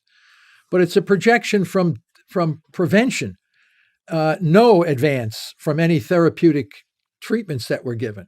So most of the great advance in cancer over the last 30, 40 years came from the people not smoking. Now, the other problem we're having today now is that obesity is replacing cancer as a number one risk factor for the problem. So we're back to almost where we started from, and we're not making any real progress. The problem is that there's a misunderstanding about what the nature of the disease is, and this is the real issue. It's not so much smoke and mirrors as what the cancer societies like to use. It's the failed recognition that cancer is a metabolic disease. It's not a genetic disease. So when you look at the treatments that you see for cancer patients, what are these treatments? Chemo, radiation, and some of these new immunotherapies. And we hear new drugs all the time being developed for cancer. And yet, the more drugs that we develop for cancer, the more cancer we get. So there's something seriously wrong here. And if you look back at the drugs we're developing, they're all based on the somatic mutation theory of the disease, which is cancer is a disease of somatic mutations. And that, we have drugs that are precision medicine, targeted therapies, and all this kind of stuff. They make it seem like this is going to be the solution to the problem. It's not. Because the disease is not a genetic disease. So most of the stuff that we're using is largely irrelevant, and it's toxic, it hurts the patient, costs a lot of money, and it really doesn't do the job that you'd expect it to do. Of course, there are a few people that respond really, really well, and we use those people to justify why we need to continue with this kind of strategy. But in the long run, it's not going to help the majority of cancer patients that do end up dying, suffering from the treatments. So, and that has to do largely with the misunderstanding of what the nature underlying mechanism is for the disease. And as I said, it's a metabolic disease that's driven by two fuels, the sugar glucose and the amino acid glutamine. And these two fuels are the ones that drive the dysregulated cell growth, which is ultimately the definition of cancer. So when people say, what is cancer? It's dysregulated cell growth, cell division out of control. What is it driven by? It's driven by a form of energy that doesn't require oxygen. Oh, yeah? Well, what doesn't require oxygen? Well, fermentation mechanisms. Oh, yeah, what's that? Well, you use fuels that don't require oxygen. What are these fuels? These fuels are the sugar glucose and the amino acid glutamine. Wow, that seems simple. How come nobody's targeting these fuels to manage cancer? Because they think it's a genetic disease, not a metabolic disease. Not that complicated. You mentioned early on how all the progress being made, or at least the majority, is when it comes to prevention because people aren't smoking as much. The doctors that are giving these treatments and the researchers who are coming up with these drugs, do you feel like they feel in their hearts that they're making progress, or are they oblivious to what you're talking about there, where it's just a smoking factor? Yeah, well, I think they intrinsically know. I mean, they're the guys treating the patients. Of course, they have some success, but they also see a lot of failures. And but they're told what to do by the AMA, American Medical Association. The standard of care is like written in granite, and their job is not to question the standard of care, but to follow the rules of the standard of care. Which then, if you come in with lung cancer, breast cancer, colon cancer, bladder cancer, they have a protocol that they use to treat that. Surgical first, perhaps, radiation, perhaps, a treatment program for some drug, and thereby the grace of God, you survive. But a lot of people don't survive. And that's why we have over 1,600 people a day, every single day, dying from cancer in this country. And it's over 8,000 a day in China, and it's rampant throughout the world. And they're talking about cancer replacing heart disease as the number one killer of people on the planet for a disease basis. So if they're already recognizing that cancer will overtake heart disease in the next year, and in fact, in China, it already has overtaken heart disease, that tells us that they're making no progress. Because if they were making progress, heart disease would remain as the number one killer, but cancer is now ready to overtake heart disease. So if we're making so much progress about the smoke and mirrors and all this other stuff, why we have so many people dying from cancer? 1,600 people a day dying. Think of all the people that are massively suffering from the treatments they received from this.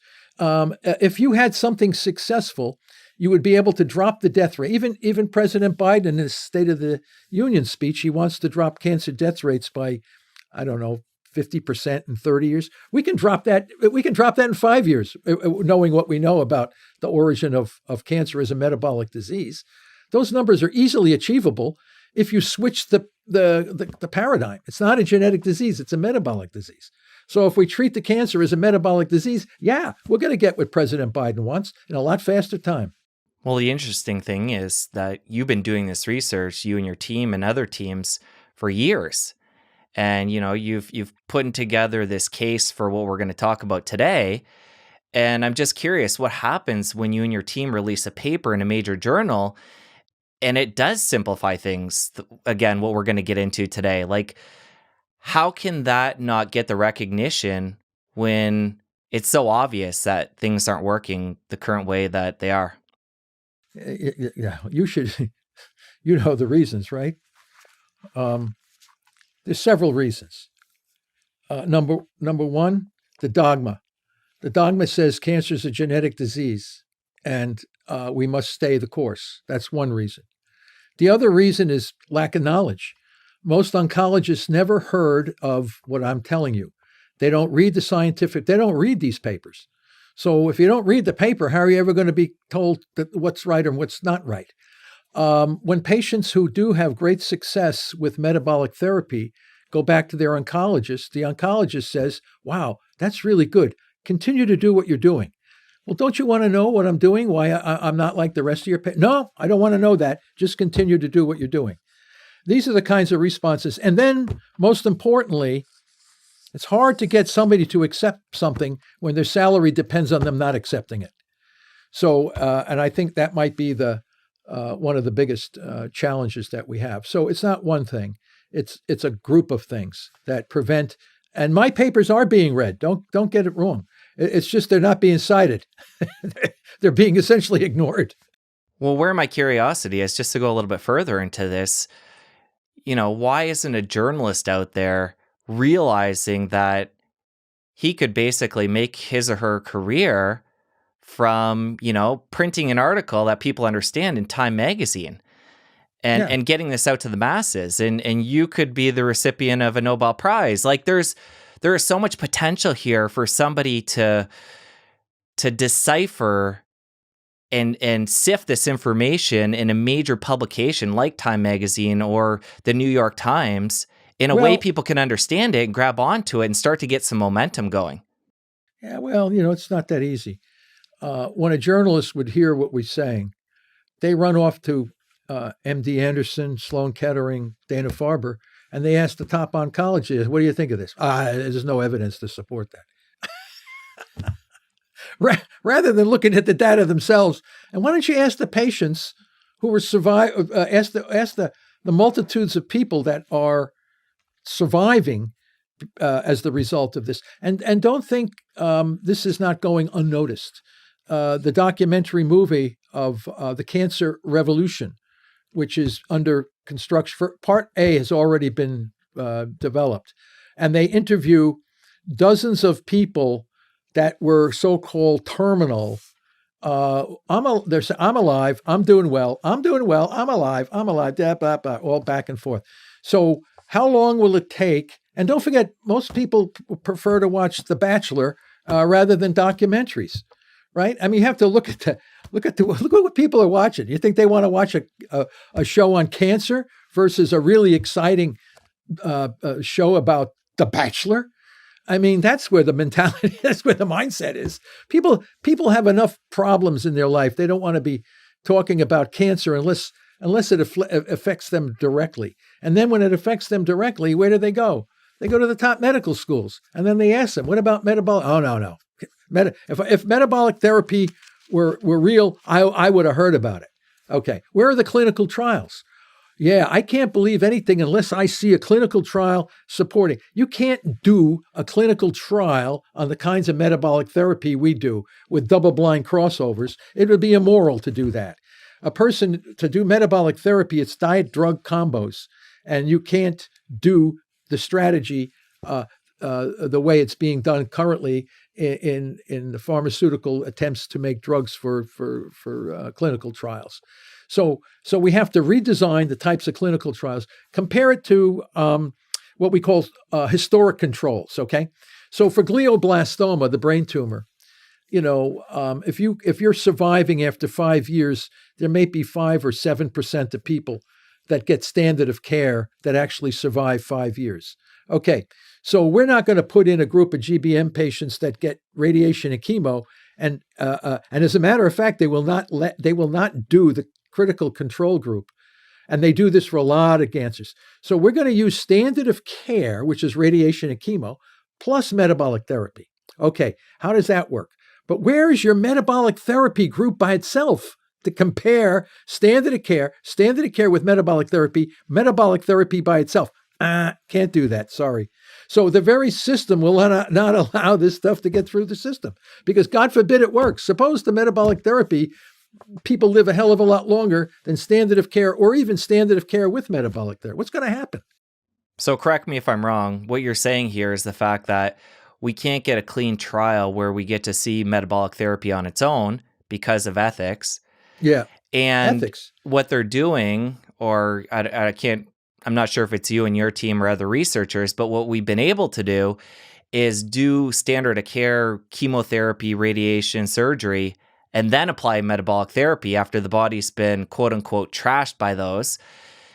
And from hearing you talk on other conversations, it sounds like the therapy we're going to talk about today, because it is so effective, is able to help people even after their body's been trashed. That's true. At least in some instances. Yeah, it is. You're absolutely right. In some instances, not all instances. Okay. There's some people, especially for glioblastoma. I mean, radiation liquefies your brain. So even you can't ask a metabolic therapy to stop the radiation from liquefying. It actually can help you, and the people that survive, and there have been a few studies that have been standard of care with metabolic therapy, who are in fact doing better. There's no question about it. But could they even do better? I think they can do massively better if you didn't irradiate the brain. I have shown in no uncertain terms that radiation of the brain is like the worst thing you can do to a brain cancer patient. Why? Because it frees up massive amounts of the two fuels that are absolutely necessary for the growth of those tumor cells and survival, the glucose and the glutamine. When you irradiate the brain, you free up massive amounts of glutamine, which fuel those cancer cells, make them resistant to chemotherapy and resistant to more radiation. And it's just like nuts. And no matter how many times that I write these papers in excruciating detail, describing in no uncertain terms how the radiation of the brain is causing the recurrence of the tumor and the death of their patients, you might as well be talking to a stone because it doesn't have any impact on the people doing these kinds of treatments. So you have to look at it and say, wow, you're continuing to treat these people with a therapy you know does not work. And it may, in fact, lead to their demise. And yet you continue to do that over and over and over again. Why is that? What could explain another human being doing that to a person? And these are the kinds of things that nobody wants to touch with a 10-foot pole because you have to change the standard of care. And the standard of care is like written in granite. And there's a lot of revenue to be generated from these standards of care. So until you come in with a business model that can replace the revenue from standard of care will maintain in place regardless of the outcome. And people say, how could you say that stuff? I says, why don't you look at the death certificates? Why don't you look at the survival curves from every major hospital in the world doing this kind of a therapy? It's abysmal. And yet they do it. Well, we went deep into treatment last time, and we've been dancing around it this conversation as well. I think before we proceed, it's important we cover off what that is. And you've talked about the glutamine and the glucose. So and again, this comes back to the fact that all cancers are treated the same under this theory. So it doesn't matter what kind of cancer example we use here. Let's just call it cancer. So somebody has cancer and they want to take on this quote unquote alternative treatment. How do they begin? I saw, you're 100% right. I saw a lot of the comments say, oh, he talks about this, but where do you go? Yes. Where do you go? And you know where they go? They go to Dana-Farber, MD Anderson, and Sloan Kettering, and Moffitt Cancer Center, Fred Hutch Cancer Center, and all these different, the James, you name it. They go there and they say, I want metabolic. Oh, there's no evidence to support metabolic therapy. So where are these poor folks going to go? I mean, they should be banging the doors down in their hospital and say, I want metabolic therapy. And then they get belittled and ridiculed, and they get a cold shoulder. I mean, this is nuts. Why are they doing it? And they're all, I agree with many of the comments. They're saying, oh, Seyfried talks about this, but where do we go? All right, why don't you try going down to your local cancer center and see what they say? And they're going to tell you, what I'm saying I never heard of this. He doesn't know. He's not this. He's not that. And so those kinds of comments are superficial. You tell me what part of the scientific research that I have done that you find is not supported.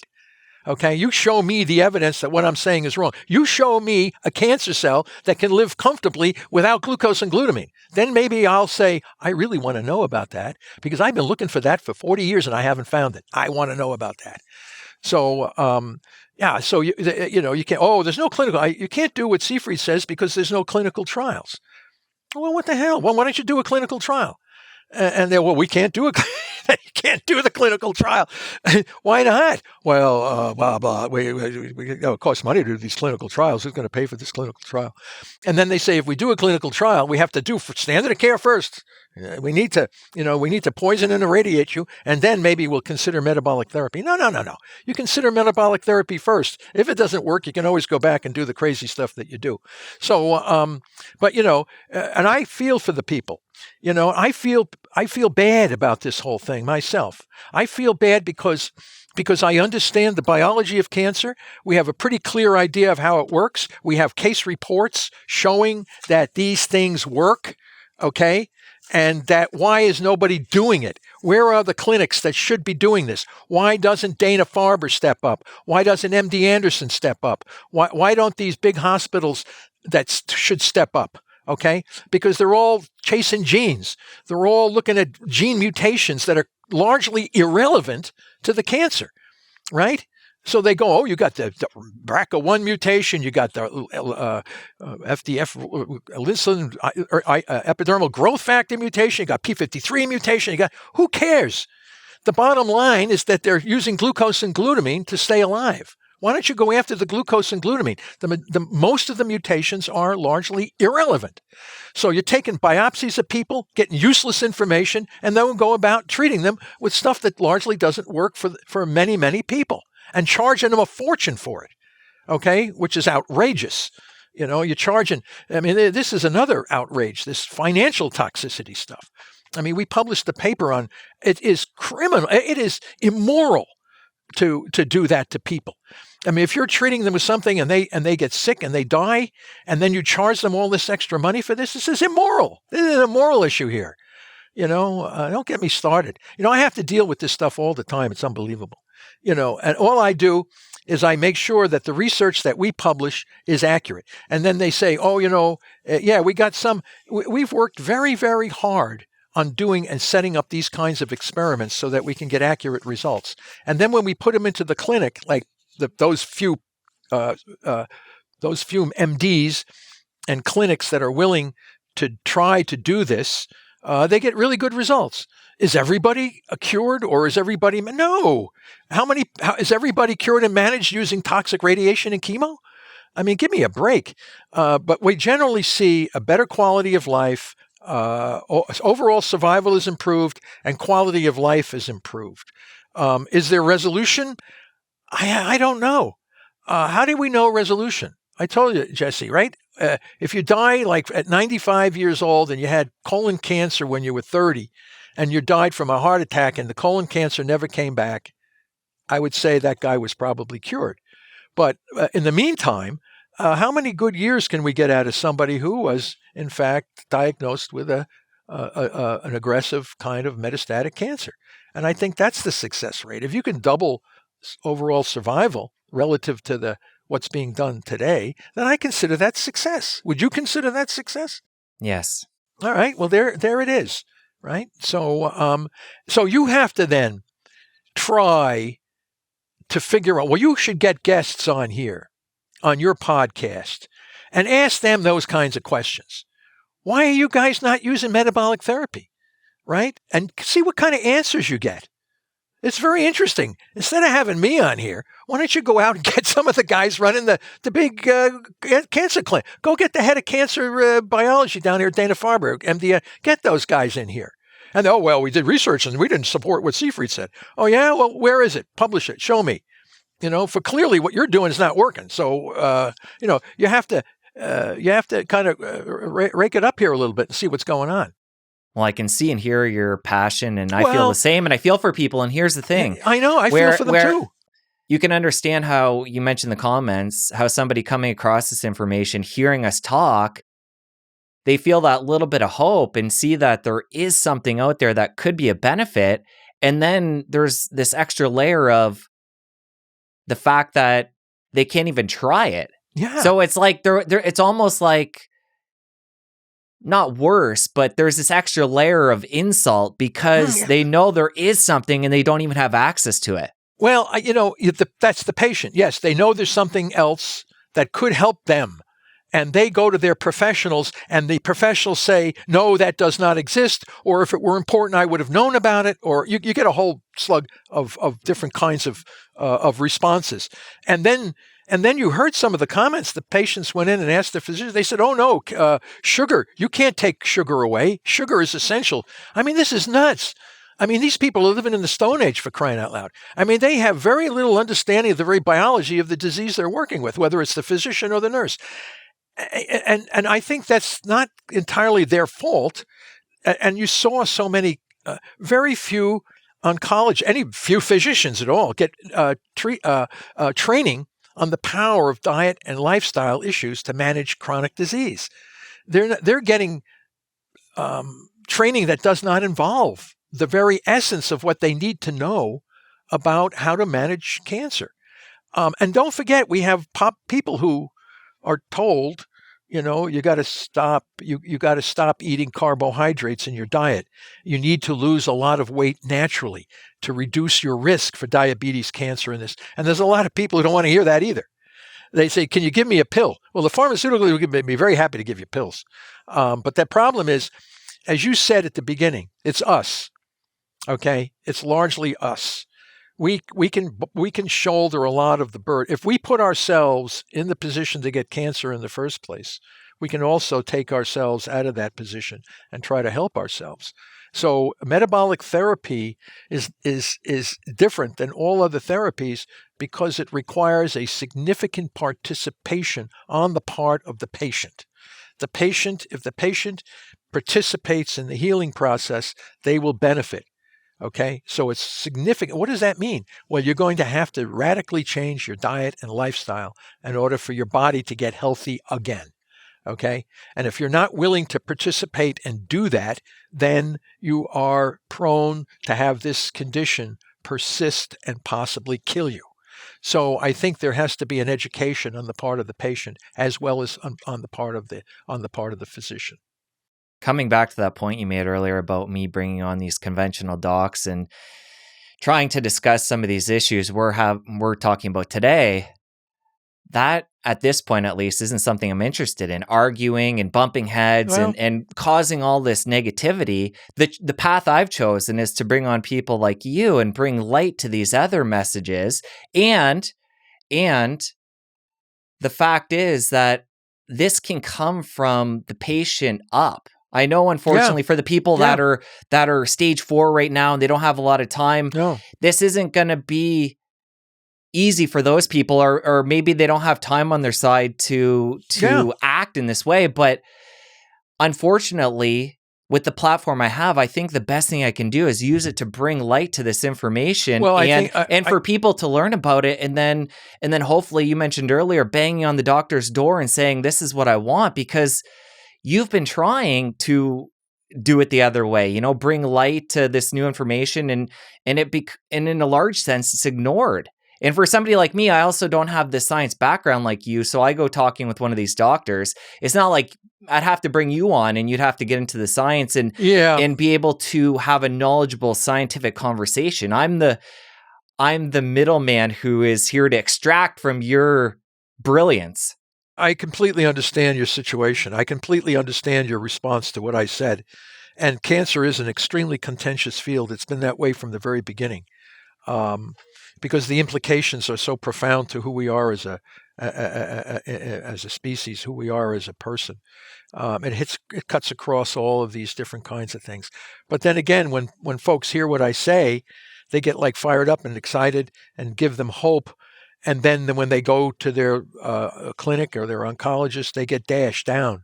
And then there's this level of frustration. And so what do you do? I feel so bad, and because they say, oh, where are these clinics? You know where they are? They're in your local hospitals. Okay, that's where they should be. Why are they not the ones adapting this metabolic therapy? You have these giant monster cancer centers.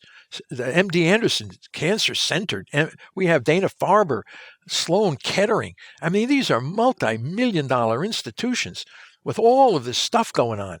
And when people get cancer, they go there.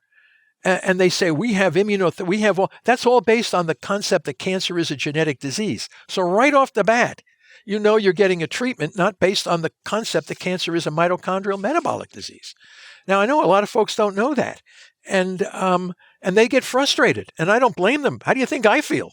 When I talk to those guys, and most of the time they don't want to talk. They don't want to get involved. They don't. And if they do, there's another layer of research here that you don't know about that I have to deal with. And that is those guys, those scientists who say Otto Warburg was incorrect in his assessment of cancer as a metabolic disease, because cancer cells are taking in oxygen just as readily as normal cells.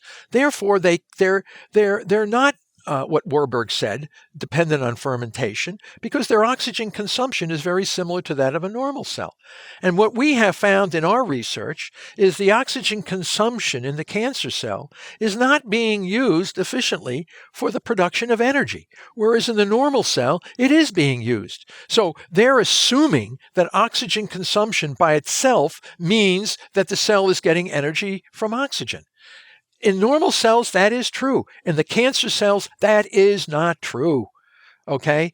And there's a huge research emphasis showing how cancer cells have normal oxidative phosphorylation. No, they don't. They have oxygen consumption that's not linked to efficient energy production. Now, this is a layer of depth that only a very few people could really dig deep into, because it's the foundational basis for what Otto Warburg in the 1920s and 30s said, that the ability of a cancer cell to get energy is compromised, get energy using oxygen is compromised. And I keep showing, cancer cells can live in hypoxia without oxygen. Cancer cells can live in cyanide. Cancer cells can live with respiratory poisons.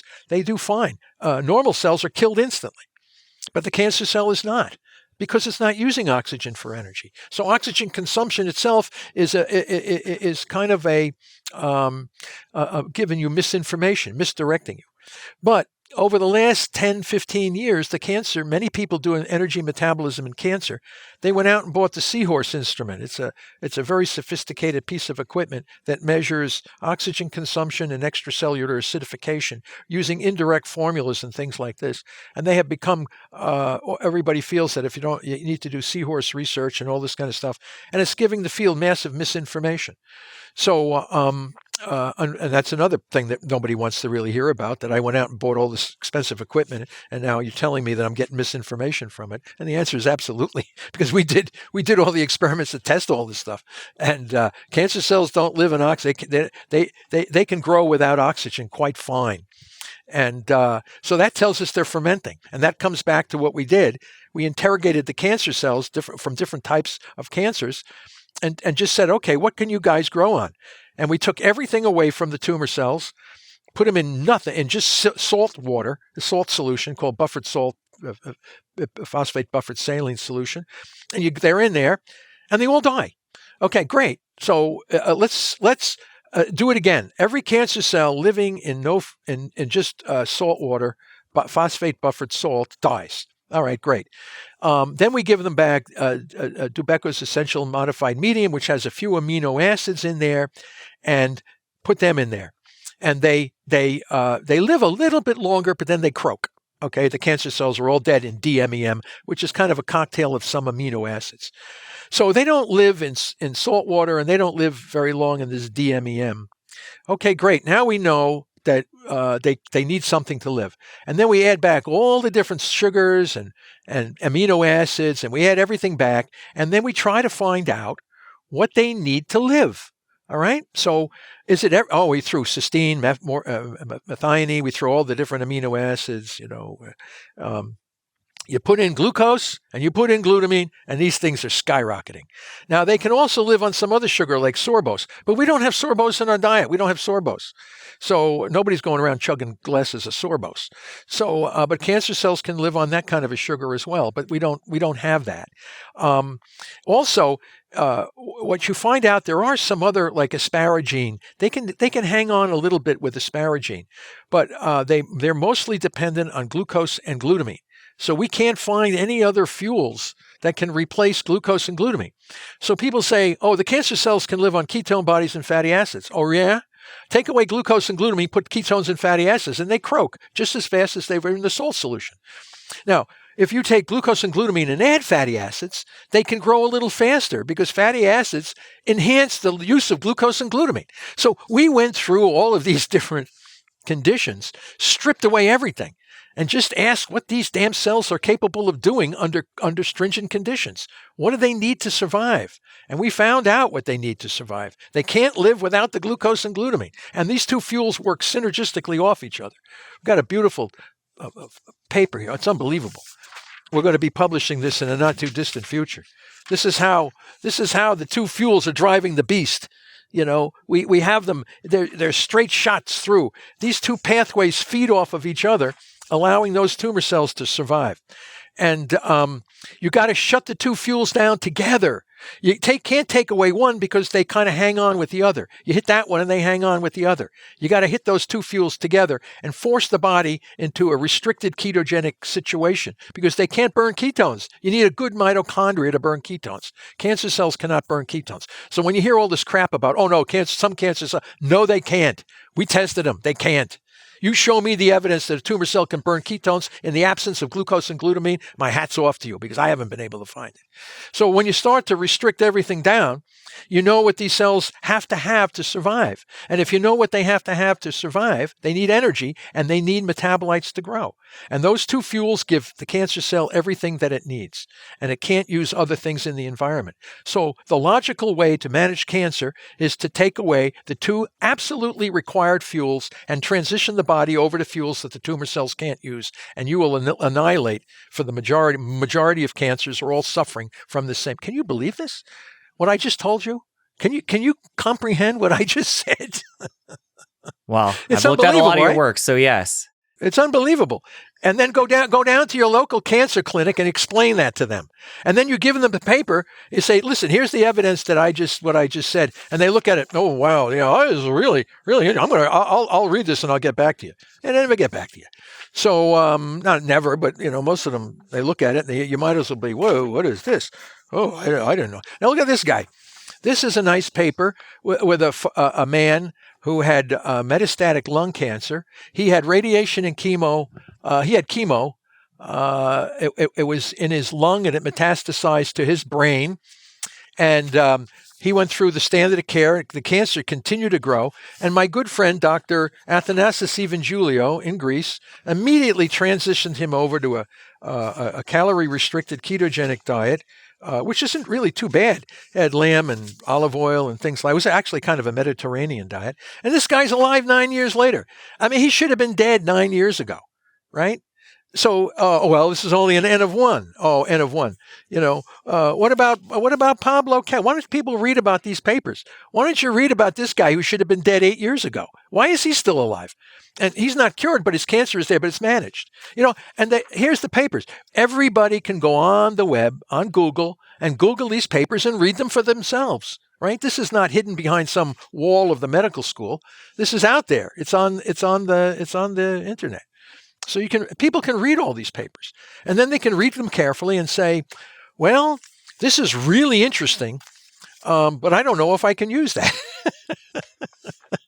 Well, I think part of the problem is, and this ties back to something I was talking about before, but to further elaborate on that, is the time factor for people, because people aren't digging into this knowledge base and learning about it before they have cancer. It's going to be people that have cancer and they're on a timeline, and then they still have all the pressures of, family life and stress and go lifestyle and money, and we could go on and on. So it's like, I really feel for people when they're just looking for what they can do practically put down for them because they don't have a lot of time and they're exhausted. Yeah. You talk about this, the fact that when people get the cancer diagnosis, their cortisol goes up. Yeah. And then they end up spiking their blood sugar, Yes. which is feeding the cancer. Like Yes. there is a lot against people. And that's why this is why I wanted you back on again, because the best thing I think me and you can do is get this information out to people and try and guide them. And as there's clinics, give people the knowledge of where these clinics are, because, I'm a middleman to help deliver the information. You're the scientist, and this is what we can do. Well, I think the clinics are the ones that you have in everybody's major city. Those are the clinics that should be adapting this, because, and but don't get me wrong, there are metabolic therapy clinics that are starting. I know there's one in Switzerland. I know there might be one in Arizona, but they're not there yet. There's no place that you can go when people say, he talks about this, but where do we go? Go to your local hospital. Ask them about it. And then they say, well, I never heard of this. And so I feel bad for the poor patient, because the patient hears what I'm saying. There is hope here. There is a way to manage this disease without toxicity that could be quite effective in keeping people alive a lot longer. But yet when they want a professional guidance on this, where do you go?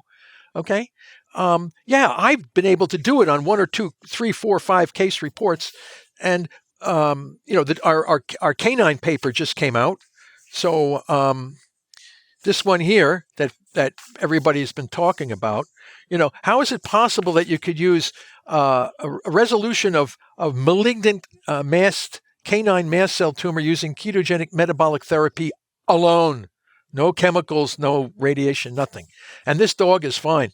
And you can look at the pictures of the dog and you can see how clear, and that's another thing. In these major hospitals, when you treat cancer, you like to say, I looked at all the heat maps, the gene readouts, I looked at the mutations, and I looked at this, and I looked at that, and I tried to figure out. In our case, we had nothing to study. It was gone. Resolution means no cancer. There's nothing left to study. What can you do? Where's your data to show? All I can show is the face of a dog that had a big tumor, and now he has no tumor. From a radical change in diet. And I see the same thing happen in people too. So a lot of it, Jesse, will fall on the shoulders of the patient themselves. I give them information. They can read it. Is it easy? No, it's not easy. But it's there. They have to spend a little time. You have to have some level of scientific literacy to understand this. So it's not like going down to your local oncology center and having them do a biopsy and telling you have this kind of a cancer, and now we're going to institute a program to manage your cancer with toxic radiation and chemicals and immunotherapies and CAR-T all this kind of stuff, and or telling you go home and start cutting back on your get your blood sugars down, your ketones up, get yourself into a state of. In fact, that's what we had with the press pulse therapy, because I think people need to know about that. And this is the diagram for that. And as you can see on this paper, you have the red guy full of cancer. He's got type 2 diabetes. He's got high blood pressure. He's got all kinds of stuff. And then slowly move him to the yellow, where the cancer becomes less deadly, less complicating. He starts to get a little bit healthier. And then we slowly degrade, as you can see, the different kinds of drugs and diets that you use. And as you said, emotional therapy to reduce anxiety. All of this is part of the package for healing. So this is a strategy for healing. And as I said before, the body will heal itself if you give the body the opportunity to do this. So it's a planned strategy to manage cancer, and it will work, and it does work. The problem is it's not yet ready for prime time in any of the major medical schools. And I don't know how long that's going to take, but maybe your audience, the people that listen to this, they're the ones that will put the pressure. They're the ones that have to make the change. I can give you the directions, the protocols, and everything else, but if the hospitals aren't using them, then what do? The people have to demand it. The people have to want it. I want to go over some of the specifics on that last page you showed in a minute here, but first I want to talk about I want to show some empathy for the medical doctor out there who is practicing medicine in a classic sense, because we've talked about this on our previous chat. His or her hands are basically tied because they have to follow standard of care. And as a second layer onto that, if they listen to this conversation today and then go into the hospital tomorrow and start talking about some of the stuff we're talking about today, they're going to get laughed out of the room. Like, you know what I mean? Is it enough for one doctor who wants to take a stand to even do anything? And this is why, again, the patients, we'll see how it all plays out. Hopefully there is an answer and it does play out in a positive way over time, and hopefully sooner than later, but it might have to come from the patients, because these classically trained docs, again, hands being tied, and their colleagues just aren't going to listen if they bring this up. You know, it's funny. I speak to so many physicians, oncologists and whatever, and the ones that know that I'm right are usually the ones that have retired. They can't say anything when they're actually working. But as soon as they retire, they come to me and says, "You are 100% right, man. I can support everything you're saying." But they can't say it when they're working, for the very reasons that you just mentioned. And how do you change the system? This cancer system is broken. It's a broken system, treating patients on a flawed theory of what the actual disease is. People are suffering and dying. We're using medieval kinds of approaches to manage these people. Little kids. We're working on a therapy now for childhood brain cancer that's far less toxic and more therapeutic. Again, we have a beautiful preclinical system for this. We can publish it, and then you go and try to get into the clinic for the person who has a little kid that's suffering from a brain tumor, and they won't use it. So we're going to have the same problem up and down the path. How do we change that? That's right. We have the science. We should be in the right direction, but we're not doing it. So why are we not doing it? And then you have to kind of dig deeper, and a lot of it has to do with something other than the science. You know, obviously there's something else going on here. I mean, if the science tells us we should go in this direction, and we have the hard preclinical evidence and case report evidence to say that we should be going in this direction, and we're not going in that direction, then why are we not going in that direction? So why are these poor folks that listen to this, get some level of hope, and they go to their cancer clinic and they don't get anything what I'm saying, and they get ridiculed and sometimes told to leave? Now, this is unacceptable. And I understand there are physicians that understand what I'm saying, and they wish they could do this, but the system does not allow them to do it. So what's the system? Who's in charge of the system? Who is this so-called system? Okay, there's nothing being suppressed here. There's no conspiracy here. This is clearly there, isn't it? I'm talking, you're listening, people are listening. Well, why is this not being done? And then you have to say, there's something else going on here. There's got to be it's just ignored. It's not being suppressed. It's just basically, why is it ignored? What is wrong with the science that we have shown year in and year out, with the success stories that we have? Well, you didn't do a big clinical trial. How can we do a clinical trial when the very people that would be participatory in the trial never heard of this, know nothing about the biology, and you're treating patients with folks that really don't understand what the situation is? Who's going to pay for the clinical trial? Right? I mean, you got to think about the cost of the physician's salary, the beds in the hospital, the tests that we do to ensure that something is working in the right direction. I mean, all this costs money. So who's going to pay for this kind of a therapy? Are folks that have breast cancer all going to get their money together and say, let's do a clinical trial in metabolic therapy for breast cancer? What they do is they run Susan Komen pink ribbon campaigns, and everybody's out there, jogging, and they raise like millions of dollars, and then they give it to Dana-Farber, MD. These are the same guys that are contributing to the problem in the first place. So what are you going to do? I don't know. Maybe that's beyond my pay grade. So, but all I can do is present the hard evidence to say that we should be doing this. And if you don't do it, then there must be some other reason for why you don't want to do this. And the clinics are in the major hospitals. So don't say, I want to go to a clinic that does metabolic therapy.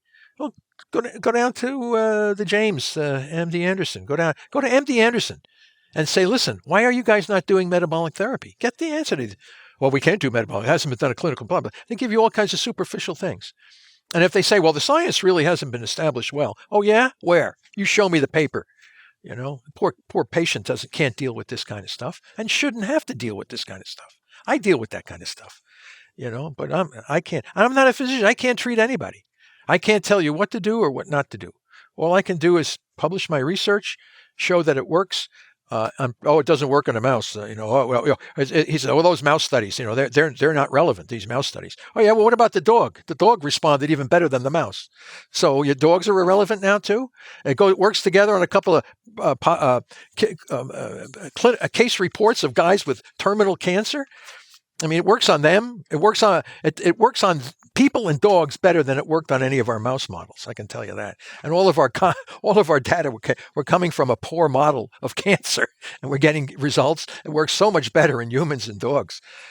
Jesse, tell me, what do you think about all this? I mean, let me hear what you say. Oh, I've been saying a lot. I know you're asking me very good. People have a pretty good. I want to hear what I know you are. You're asking questions, but the question is now I'm going to stating my question. feelings too, and guiding us here. But one thing I want to point out is you did drop a hint there.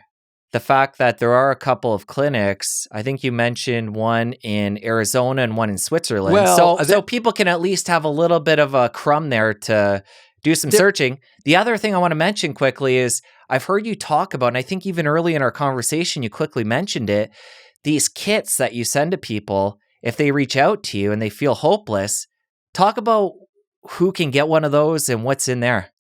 I give them because they email me, and I have a kit. All it is just basically telling people that if you can get your blood sugar down and your ketones up, you have a chance to reduce the rate of growth of these tumors. And in fact, our press pulse concept that was I showed you evidence for the little meter, the Keto Mojo glucose ketone index. And that's another thing too. A lot of people come to me and they say, I take take a little drop of blood and I put it on the stick and I put it in the meter and it gives me my glucose. And then I take another drop of blood and I put it on the stick and it gives me my ketones. And I push a button and it gives me the ratio of blood sugar to blood ketones. And we've published what we think is the zone, the therapeutic zone that slows the cancer down and gives you an opportunity to plan out options and things. And a lot of a lot of people will tell me that, I can't get I've done everything and I can't get my reading. I can't get into the zone you're telling me. And then you find out that they're also being treated with steroids and radiation and other things. And all that stuff prevents the body from getting down into these critical zones of therapeutic healing. And so that's one interference, and they struggle and they do this and they do that. Most of the people that I see who can get into these zones don't have any chemo radiation. Like all the guys these folks that I'm talking about, they were not hampered by toxic treatments in the body at the same time. And then people say, I've been eating these vegetables and I can't get stop, try something else.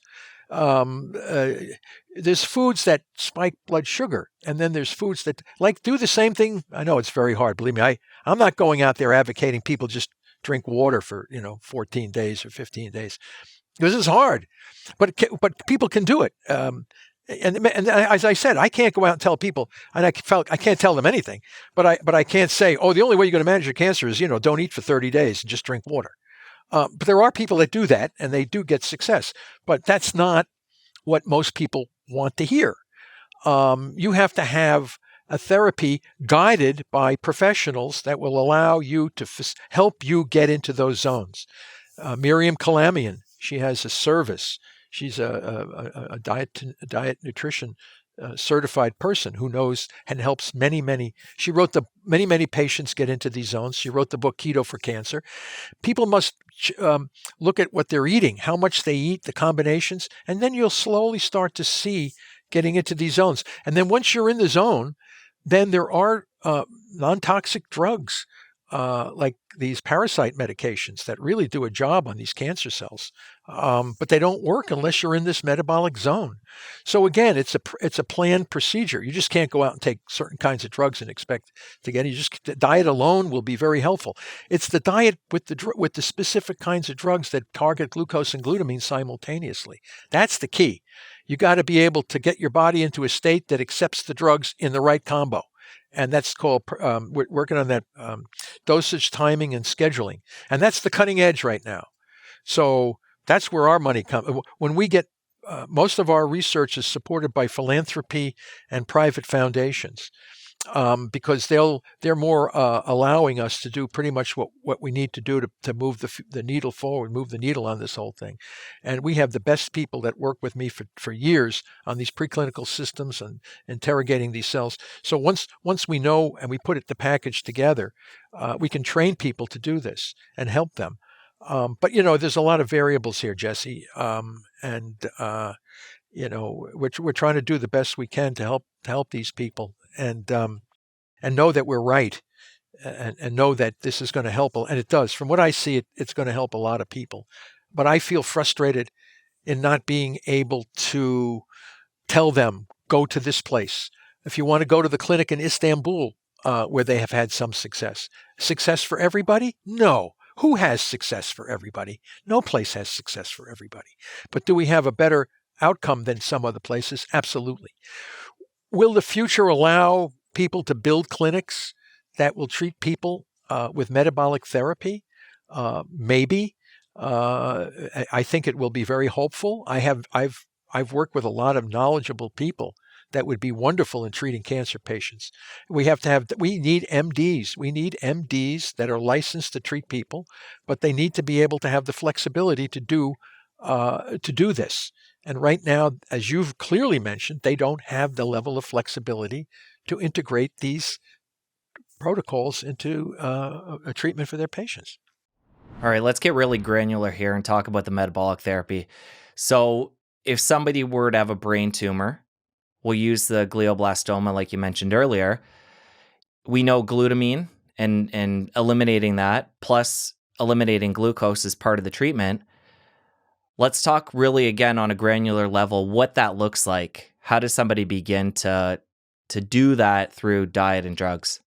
Well, yeah, the first thing. Now, the GBM, it's a call on the surgeon. They have to make a decision because some GBM, if it's not operated on immediately, it could herniate and kill that patient very, very quickly. So everything is a judgment call on the part of the surgeon. A surgeon has to do MRI, a variety of different scans to evaluate where that tumor is, the size of it, if it's impacting.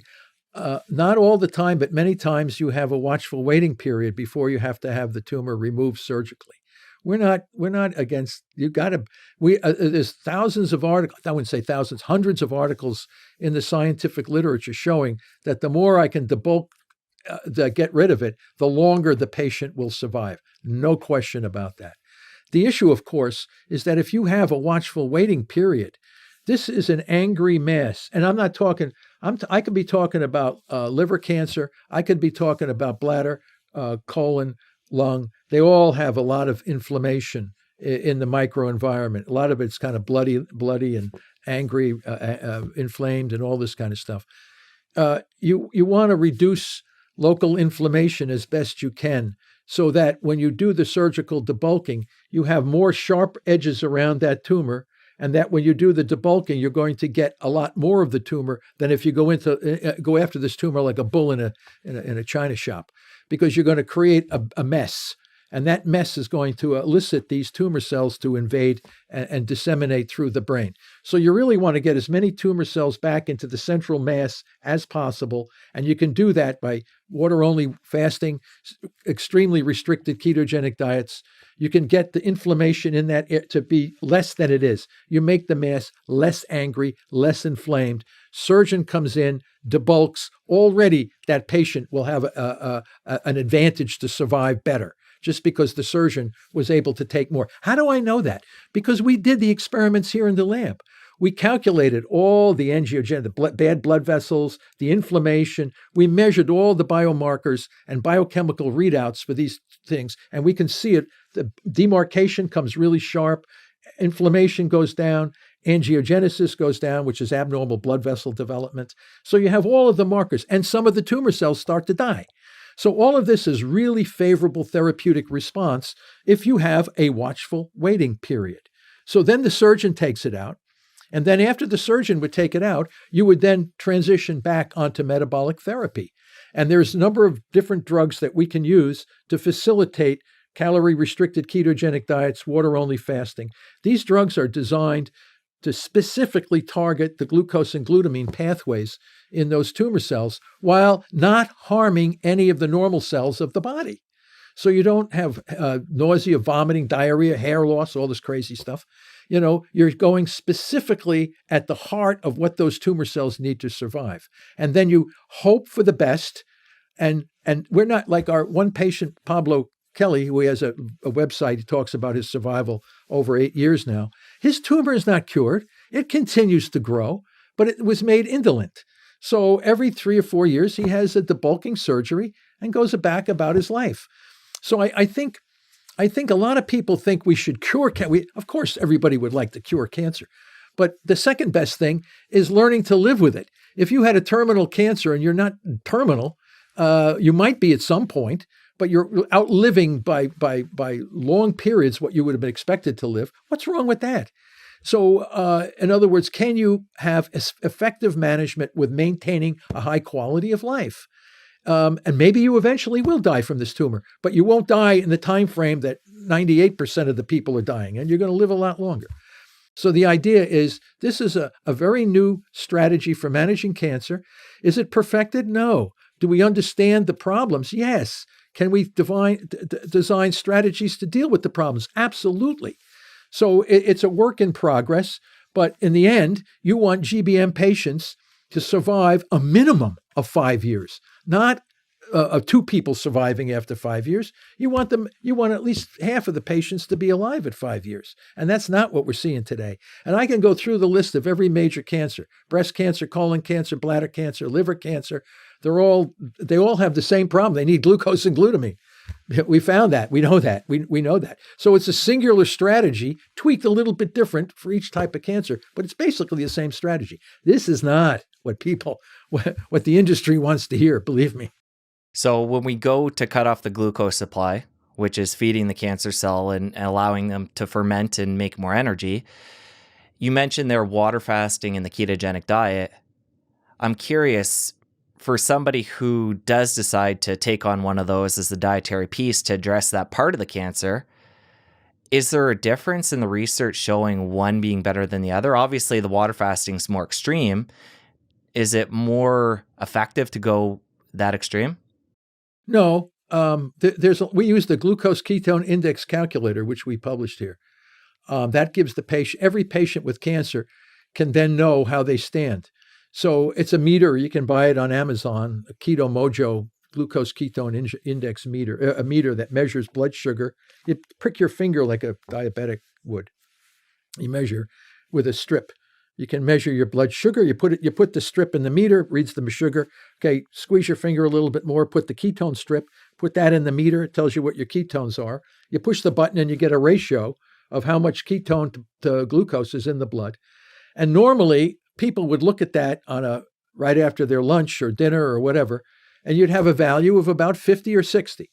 Okay, to manage cancer, you need a value of 2.0 or below. Okay, people say, oh man, I don't know if I can get that. They eat this and, oh, can I eat that? Can I eat this? I don't know. Why don't you check your GKI, your glucose ketone index, and see whether you can eat that?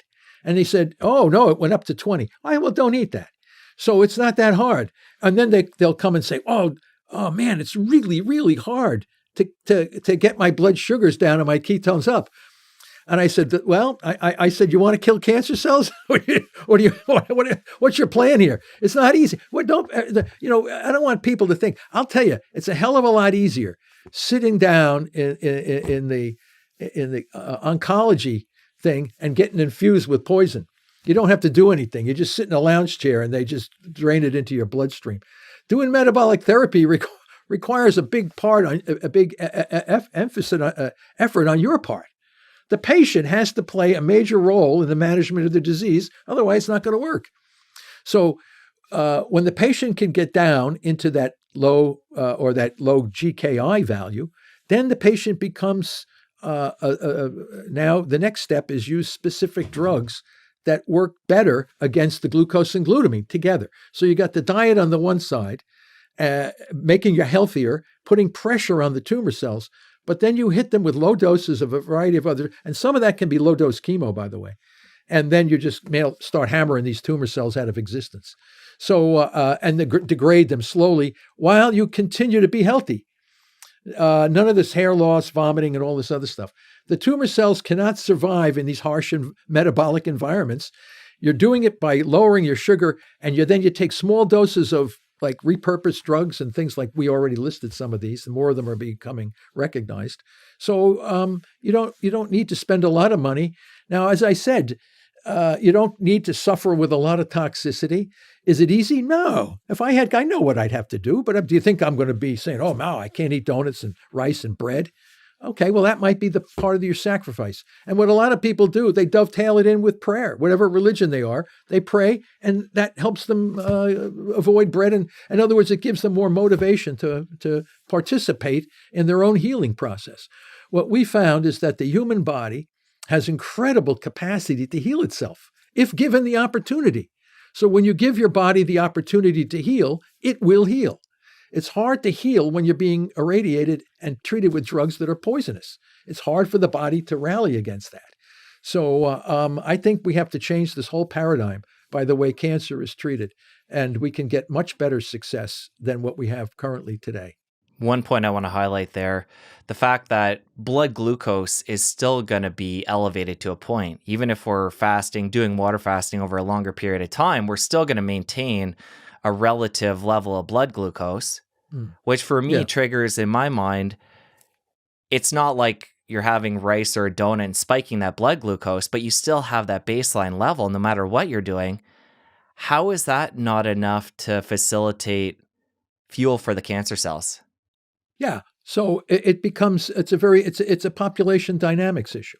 Okay. When you have a high enough level of blood sugar from eating carbohydrates or whatever, the brain is satiated. Most of the other cells in your body are satiated. You already have a massive amount of excess glucose because you're eating foods that produce glucose. So if you stop eating from foods that produce glucose, your body now has to replace the glucose with something else. And they mobilize fats, and the fats go to the liver, and the liver produces ketone bodies. But the liver will also produce glucose through the process of gluconeogenesis. But gluconeogenesis cannot make up the need for how much glucose your brain needs. So there's going to be a shortage. So what's going to happen then is your brain is going to take what little glucose is available to do its, and then replace the rest of it with ketone bodies.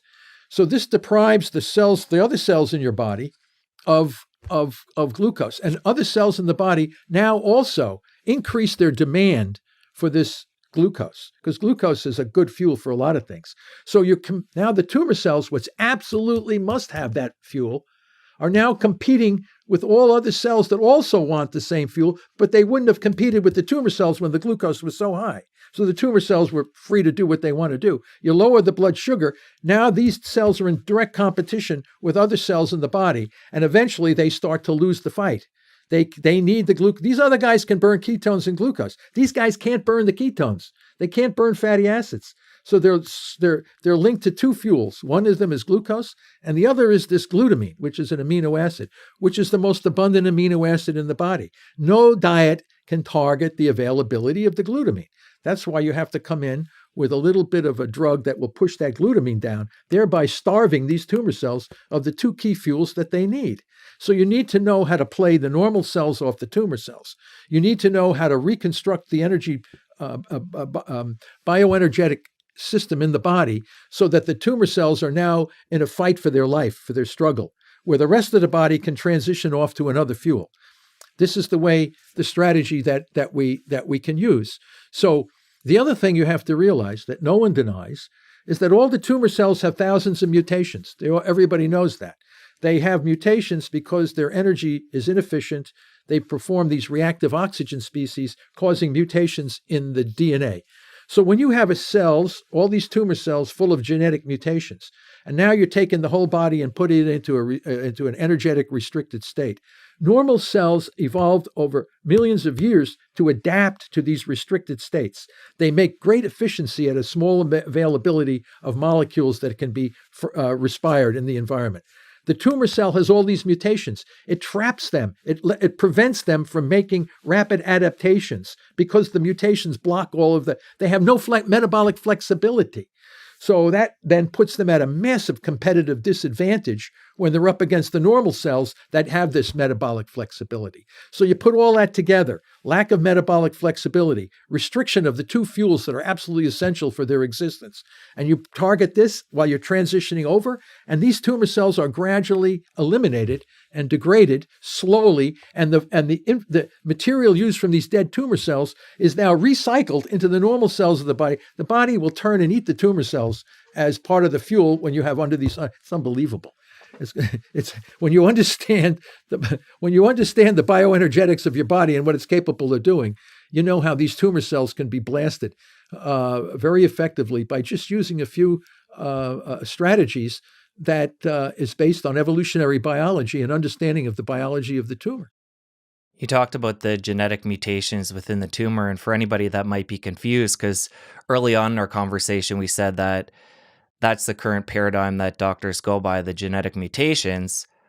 Well, we're saying, we're not denying there are genetic mutations. It's the fact that we're going more upstream and saying that those are just a factor that happens later on, not the actual cause at the very top. Yeah, they're completely correct.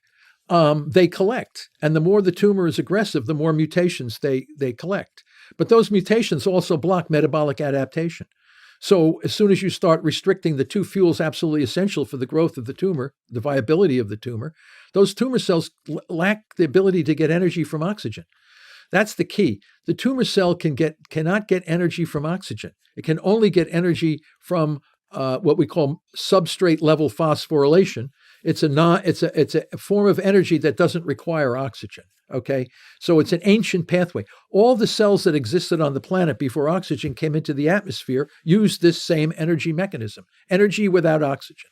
This is very interesting because tumor cells, as I said, what Otto Warburg did years ago with animals that had tumors, he would give the animal cyanide, which kills the animal immediately. But the tumor cells aren't killed. The tumor cells can grow in cyanide. They can grow without oxygen. So that clearly tells you wow, you mean to tell me a tumor cell can grow in cyanide? I said, yeah, we've done it. So cyanide kills people instantly, but the tumor cell is not killed by the cyanide. Why is that? Because it's not using oxygen. It's using ancient pathways to get energy. What are those pathways? Well, it's a fermentation mechanism. Wow. What are glycolysis in the cytoplasm, glutaminolysis in the mitochondria. So we know exactly what pathways these tumor cells are using. And I said, well, how do you know that? Because we targeted those pathways, kills the tumors right away. It's not that complicated. People, oh, wow, because the field is saying, okay, you got 10,000 mutations in there. Our precision medicine is going to target one of those mutations or a couple of them. That's not going to work. Each tumor cell has different constellation of mutations. So it's definitely not going to work. And it doesn't work for the majority of people. As a matter of fact, some of those targeted mutations turn on the body and blow out your liver, blow out your kidneys. They can kill you faster than the tumor can kill you. If you have the same epitope on a normal cell that you thought was only on the tumor cell, so when you give them this immunotherapy, it not only will hit a few of those tumor cells with that marker, but it also starts knocking out your liver and kidney that have that same marker. So what we see is called hyper-progressive disease. It's something you see when you see on TV at night all the commercials for all these cancer things, and on the bottom, it'll kill you in 15 different ways. They make that part real small. That should be the number one part. This drug will kill you in 15 different ways, but you might be one of the few ones that are lucky to survive. It's a crazy world. It's a crazy world, man, but you got to live with it, Coming back to the dietary piece. So Your research shows we either want to adopt a ketogenic diet or go to water fasting when it comes to fighting cancer. And we know what that's doing so far. What we talked about, it cuts off the fuel supply of the glucose to the cancer. My question is, when we get into that state of ketosis through either of those means, are the ketones themselves part of the therapy? Are they attacking or causing an environment that the cancer doesn't like? Yeah, that's a good point. We tried that. The cancer cells can grow in the present so as long as we have glucose and glutamine there, you can put ketones in there. Okay, you have to get to really, really high levels, like 10 millimolar, before the ketones might act as a toxic. And the human body, it's hard to get up to 10 millimolar. So most people are in 2 to 4, maybe if they're lucky, 1 to 3, up to 5 millimolar, maybe a little higher. The primary role of the ketone bodies is to enhance the energetic efficiency of normal cells in the body. So that's their primary role. Also, by elevating ketones, it allows the body to push blood sugars down as low as you possibly can get, because you can even shoot up insulin into a person who is in therapeutic ketosis. Like for example, if you take a person and shoot them up with a high dose of insulin, they go unconscious, they have an epileptic seizure, and possibly could die because you've removed all of the sugar in the blood immediately, so the brain has no energy and you go unconscious. If you take those same people and put them in therapeutic ketosis like Drenick did, this Dr. Drenick, and had their ketones elevated to about 4 millimolar, and then shot them up with a high dose of insulin, nothing. There was no effect at all. Why? Because the ketones were replacing the glucose as the fuel for the brain. So as long as you can transition, the brain can switch from glucose to ketone bodies. The tumor cell cannot switch from glucose to ketone bodies. Why? Because you need a good mitochondria.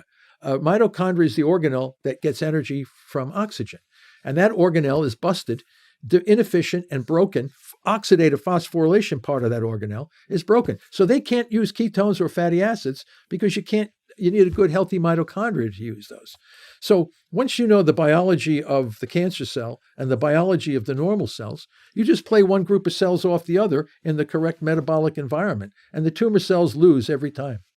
When it comes to that experiment you talked about where somebody's in ketosis and they're able to use insulin to really bring that glucose down, was that just a thought experiment or has that actually been done? And if so, is that something that can be therapeutic to even cut off that fuel supply even more to the cancer cells? It might be. I have the paper here, Drenick. Look it up. I couldn't believe it. He took all these really obese people, massively obese, and put them on a water-only fast for 21 days, brought their blood sugars down and their ketones up, and then shot them up with insulin, bringing the blood sugar down to 0.5 millimolar, 9 milligrams per deciliter. That's death for anybody that's not in ketosis. Those people are fine. They didn't even have any cognitive changes at all. So it was absolutely proven that you can do this. You can push blood, as long as you are in ketosis, you're protected against the effects of low hypoglycemia. You go to the hospitals and you say, oh, you got to get your cancer patients down to about 55 to 65 milligrams. Oh, no, that's going to kill them. You don't know about the keto. You don't know how to do this. I mean, you guys are medical professionals. You should know how to play these organs and these systems off each other to be successful in the treatment of the disease. So getting back to your question about can insulin potentiation therapy be one of the procedures that could use. I don't know. I know some of our colleagues in Istanbul use it. Some people have said they've gotten really good results as the result of that. But you got to make sure your patients are in therapeutic ketosis, nutritional ketosis, before you would want to mess around with that. Also, you've got to realize that this is not a long-term situation. They showed how long does the patient survive in this very, very low glucose condition using insulin and you're talking about several hours. You're not talking about several days. In order to kill the cancer cells, you really need to apply the pressure constantly over a significant period of time, where they're gradually degraded and gradually broken down and gradually managed. Insulin will kill a lot of cells maybe right off the bat, but it's not going to be. It's not going to be. I don't think it might be used occasionally, a little bit of a pulse, but I'm not going to bank using it. And also, you got to be careful. If your patients aren't in ketosis when you do that, you could run the risk of harm. There's a lot of things one has to be cognizant of before you would want to do that. But the answer to your question is, yeah, you can lower blood sugar down to almost zero with an insulin potentiation therapy while the patient is in ketosis, not when the patient is not in ketosis. You would never, ever do something like that. The other potential challenge I can see with using that insulin with a cancer patient is the fact that we know that's a growth hormone.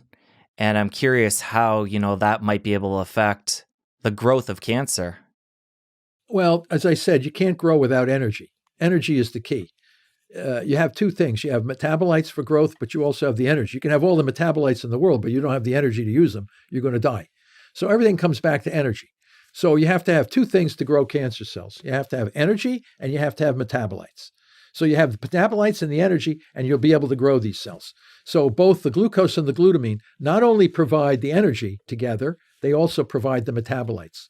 The nitrogen from glutamine is necessary for DNA and RNA synthesis and the synthesis of all amino acids. The carbons from glucose are absolutely essential for running the pentose phosphate pathway and providing the raw material for the synthesis of proteins, lipids, and nucleic acids. So you put all those, the carbons from those two fuels are absolutely essential for the growth of those tumor cells. They can't use anything else in any sufficient capability. And in order to grow an inefficient beast, a growing tumor cell, which is highly energetically inefficient, you have to have logistics. The supply of the fuels used for their fermentation mechanism have to be present in the environment in sufficient quantities to drive the beast, because you need a lot of fuel that is inefficient. Okay, so if that's the key, you have two fuels that are necessary, that are abundant in the microenvironment, and the cancer cell will be able to grow and be resistant to almost everything you throw at it. But if you take away those two fuels and clean up the environment, these cells now become extremely vulnerable for killing and management without toxicity. Coming back to my question earlier about the ketones and if they have a therapeutic role in this, it gets me thinking about exogenous ketones. And I know you mentioned there it would have to be this really high level of ketones in the body before they would be toxic to cancer. I'm curious, has there been any research or testing done of using this exogenous ketones as a way of, an adjunct to therapy? Yeah, Dom D'Agostino, my friend from University of South Florida, is developing these ketone supplements that you could possibly use. And what we're finding is that if you do get yourself into a state of therapeutic ketosis where your ketone levels are about 3 to 4 millimolar, and your blood sugar level is maybe 50 or 60 milligrams per deciliter, when you take the ketone supplements, your blood sugar can be pushed to even a lower degree, and your ketones can be even elevated to a higher level. Again, putting more pressure on the tumor cells. But we haven't worked yet that into a therapeutic strategy. It's based on dosage, timing, and scheduling. And in order to fully take advantage of exogenous ketones, we need to follow more patients and measure their blood sugar and ketones while we are monitoring their tumor non-invasively, either by PET analysis or by MRI or CAT scan or some of these non-invasive ways, monitoring if there's a linkage between visible shrinkage of the tumor linked to levels of blood sugar and ketones in the patient. So we can then get more quantitative information with respect to that. And that, as far as I know, hasn't been done yet. Right now we're just in the process of how long can we keep a patient alive with a high quality of life based on our concepts. But it's going to take more clinical and preclinical research to get the exact answer to your question. So we've talked about the dietary piece quite a bit now through the glucose half of the equation. When it comes to glutamine, let's talk about the different drug options there and the physiology of how that stops that fuel from being used by the cancer? Yeah, well, there's several ways. Glutamine is the most abundant amino acid in the body, higher than any other amino acid in the bloodstream. It's an absolutely, they call it a non essential amino acid because you can synthesize it from glucose. It's essential for neurotransmission in the brain, the glutamine glutamate cycle. So it's a very crucial metabolite, amino acid in the brain for keeping our neurons firing in a correct way. It's an absolutely essential metabolite for cells of our immune system, like macrophages, T cells, and B cells. The cells of our immune system require a lot of glutamine. And of course, in our gut, the health of our guts, crypt cells, and all these kinds of cells in our intestines, they're also big users of the glutamine.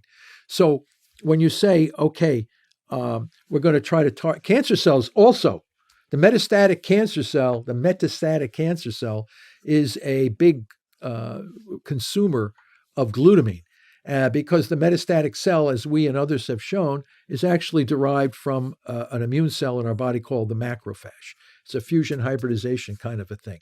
So they spread through the body, but they also sit next to immune cells. They suppress immune cells, but they're also consuming glutamine. So how do we go after the glutamine in the cancer cell without harming the normal cells that also need the glutamine? So this is why we use the pulse strategy.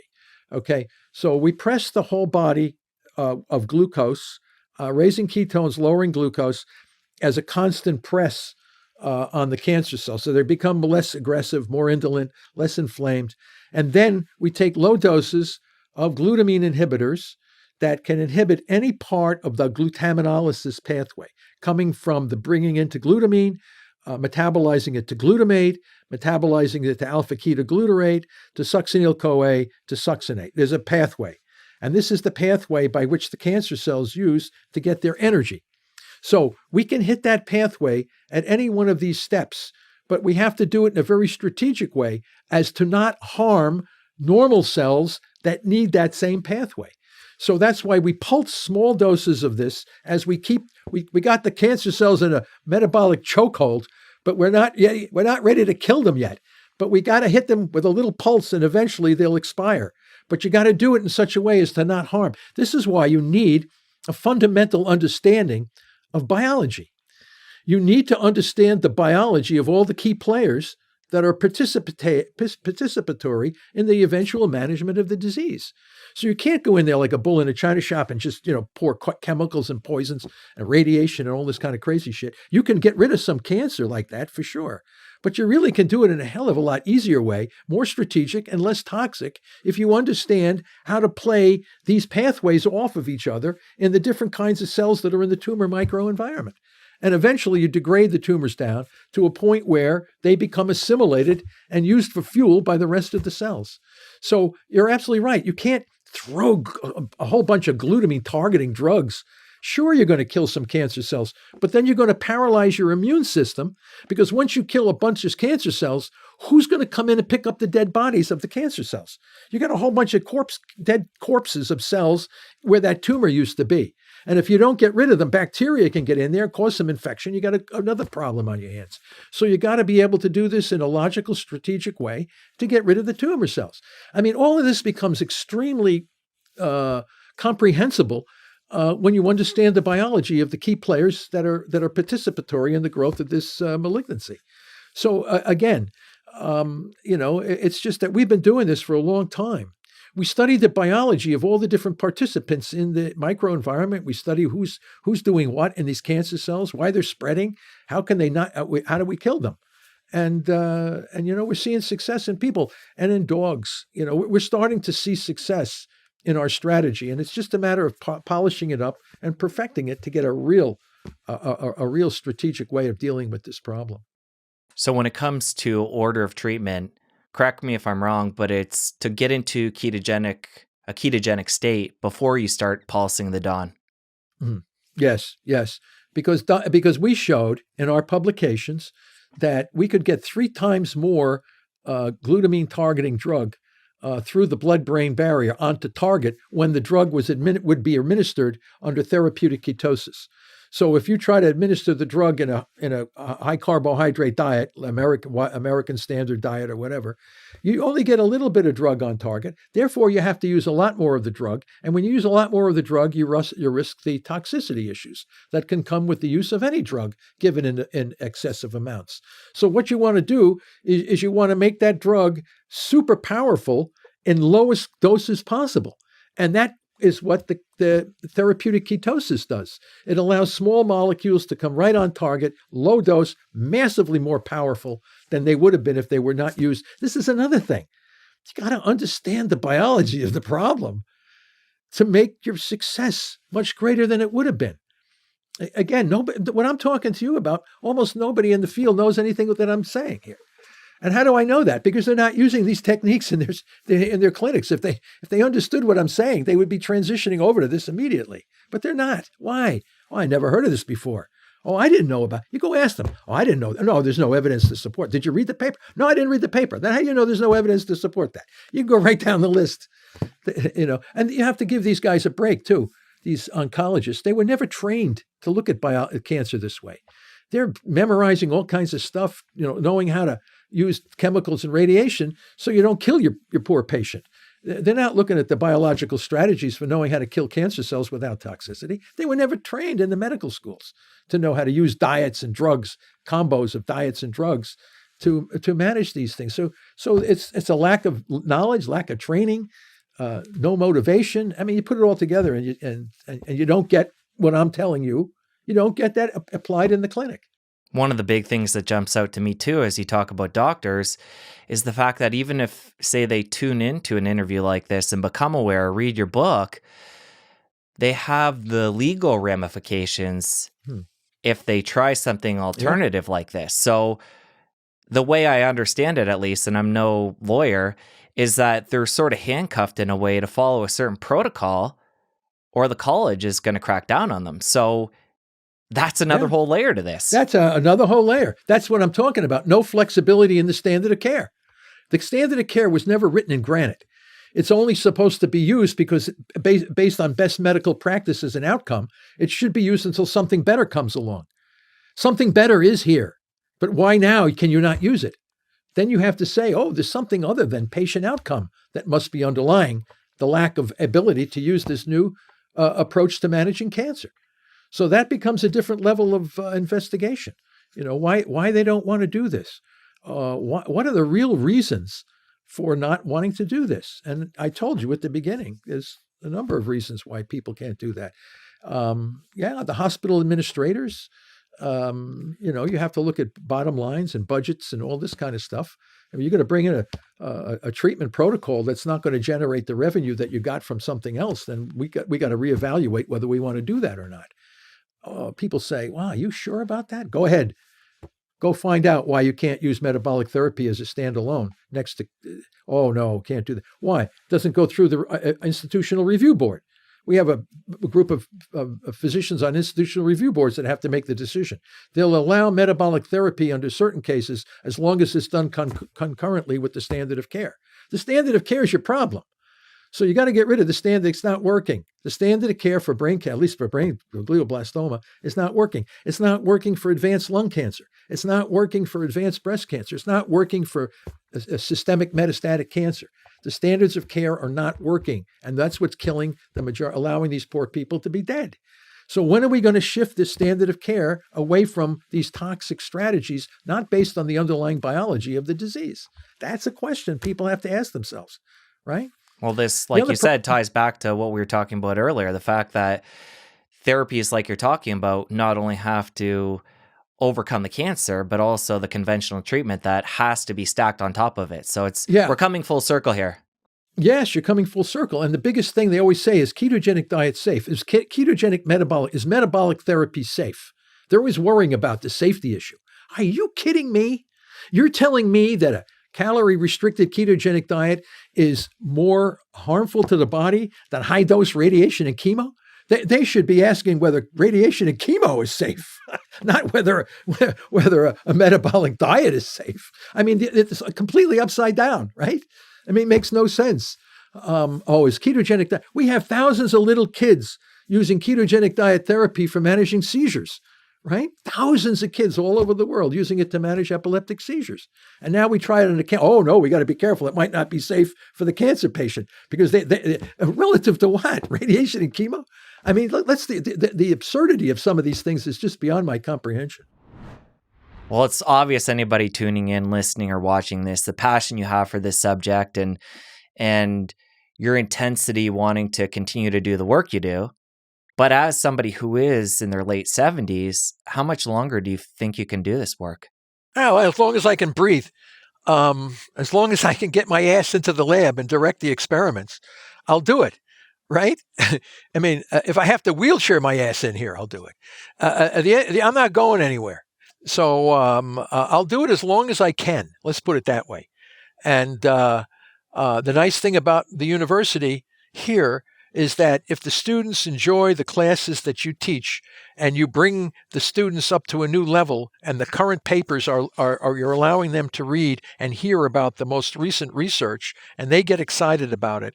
So then that's the benefit, because that's my job. My job is a college professor, and I bring to the students the latest research on these topics, and I have them read the original papers and use their own knowledge base to compare and contrast what the paper is saying and what some of the research that doesn't agree with what that paper is showing, so that they can see that there is a considerable amount of controversy. Because a lot of kids, all they do is memorize stuff out of a textbook, and they think what's in that textbook is what they memorize, and they have to do tests on.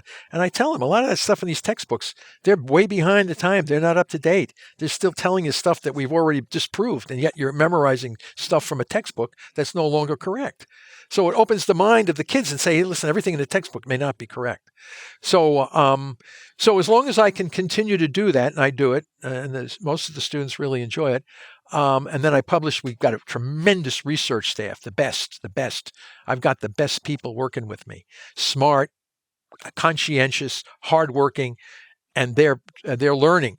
And some of them are MDs, and some of these guys want to go out and they want to start these clinics and they want to treat these patients because they're going to know how to do it.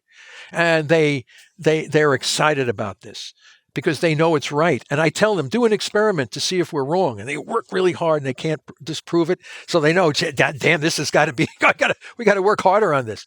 So that's where it is. And it's exciting, Jesse. And I'm very thankful for the philanthropy. People, there are some people who feel that they want to make a stake in something big, and they don't really care whether they're going to make money on it. But they just want to know they're part of a process that's starting to change the system. And when we publish papers, we acknowledge in the acknowledgement section of these papers all the folks that have supported our research. And they like that. So if someone gives me $100,000 to do some research and I publish a paper where that money was helping us collect new data, I put the name of that person or that foundation as a supporter of our work. So they can hold it up to their friends and colleagues and say, I am helping this process. Look at me. I supported some of this research. And they get excited about that because they're not able to go into my lab and do these kinds of experiments themselves. But they understand that the outcome of these experiments could be profound in the way we change and help people live longer and healthier. And some folks want to be part of that. And I'm happy to have them part of that because my list of acknowledgments for success is growing. Is growing. And I'm waiting for the day that I can have a list of supporters as long as the abstract in the paper. I just keep our fingers crossed on that one. But it's going to happen. I'm not going anywhere. So, and we're going to do everything we can to help these folks and just keep plugging away at it. And your podcast maybe will help her and spread the word and things will change. Things will change. Well, I know we got to go, but we'll end on this. We're going to end on a hypothetical situation years from now after you continue to do the work you're doing with new breakthroughs and you're retired at this point. You're planting. No, we don't retire. Hey. Okay, hypothetical here. I was going to say you're planting your tomato plants. You're looking back at the work you did all these years. What to you when you get to that point, looking at all your work and what has come of it, what is success to you? Well, I would say success is the knowledge that we were able to keep people healthier and alive for longer than they would have been. Every person that's living longer, I feel good about. Okay. If I know someone had a stage 4 tumor or terminal, I hate the term, they have terminal cancer, and these guys are living like years longer than they were supposed to be, that's success. Success is seeing somebody alive that should have been dead, according to the system. So I consider every one of those cases is success. And that's what motivates me, to be honest with you. When I see a little kid that had a terrible brain tumor and he's now going to college at some point in his future, that's success. A woman who has 3 kids, single mom, and she gets a terminal cancer, and she's like all freaked out, and now she's living 10 years later, and she shouldn't have been, that because she did metabolic therapy. That's success. So I mean, the university, I do well here at the university, but I think success is seeing folks enjoy their life, have an opportunity to live a little bit longer without crippling adverse effects, living quality of life, overall survival quality. That's success, right? To say, I can cure. I didn't say ever we can cure cancer. All I know is, can we manage it better than what we're presently doing? And the answer is, I think we can, for sure, and that's success. So when that becomes standard, then what the hell more do you want? I mean, forget about the tomatoes in the garden. If I'm there, then we have a problem. I'm not going anywhere. That's great to hear. Well, the work you're doing is critically important, and I'm going to continue to do what I can do to support it. And you mentioned the people in the papers that support your work. Yes. For somebody that wants to be one of those people, let's talk about exactly what they have to do to be a supporter. Well, somebody, they say, well, I have my own foundation. I get people that have their own foundations. Travis Christofferson's Foundation for Cancer Metabolic Therapies. A lot of people like to donate to his foundation that supports our work. He has a 503 foundation that collects money specifically for our work. And we have a grant system through Boston College that gets money from Travis's foundation. We have money from the UK Foundation from England, Childhood. That's a foundation, and then we have people who give us money. Well, they give money either to Travis or they give money from their own foundations to our work. And a lot of people just donate to the university. A lot of people there's a lot of ways that I was very surprised the other day. We got a nice donation from a penitentiary. Can you believe this? It was folks in a penitentiary that rallied the money together to support our work at Boston College. I said, wow, this is really exciting. So I said to my students, I think we're going to acknowledge that foundation. Yeah, I'll tell you what it is. It's called the Delaware County Special Deputies Benevolent Fund. All right. So I said, wow, it wasn't for a lot of money, but I'll tell you, the next paper I publish will use that money, and I'll put the fund on there. As well, deputies from the Delaware County Special Deputies Benevolent Fund.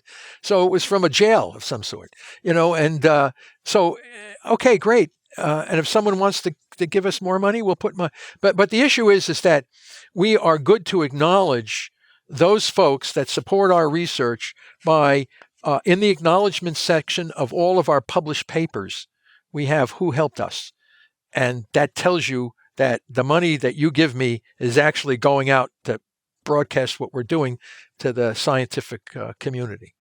Well, Professor Seyfried, we're going to link everything up in the show notes. Round 2 has been a pleasure. Hopefully, over the years, you'll continue to do the work you do. Let's hope we don't need a round 3. Well, okay? I was actually going to say. We want to take care of this in 2 rounds. Well, I think we have things taken care of to this point, but you're going to continue to do this work for years to come. And as new papers get published, new information becomes public, and these clinics start to open, hopefully, we can come back on, have another conversation. Let's come back after we have successful clinics turning out people that are healthy and well and are living far longer than they should have, and have them come on. And why don't we have those folks come on and tell them, I did metabolic therapy, I should have been dead. Look at me today. To this point, we focused on treatment of cancer for somebody that has cancer and they want to take an alternative path. What I want to end on with you here is for somebody who is in quote unquote healthy shape right now.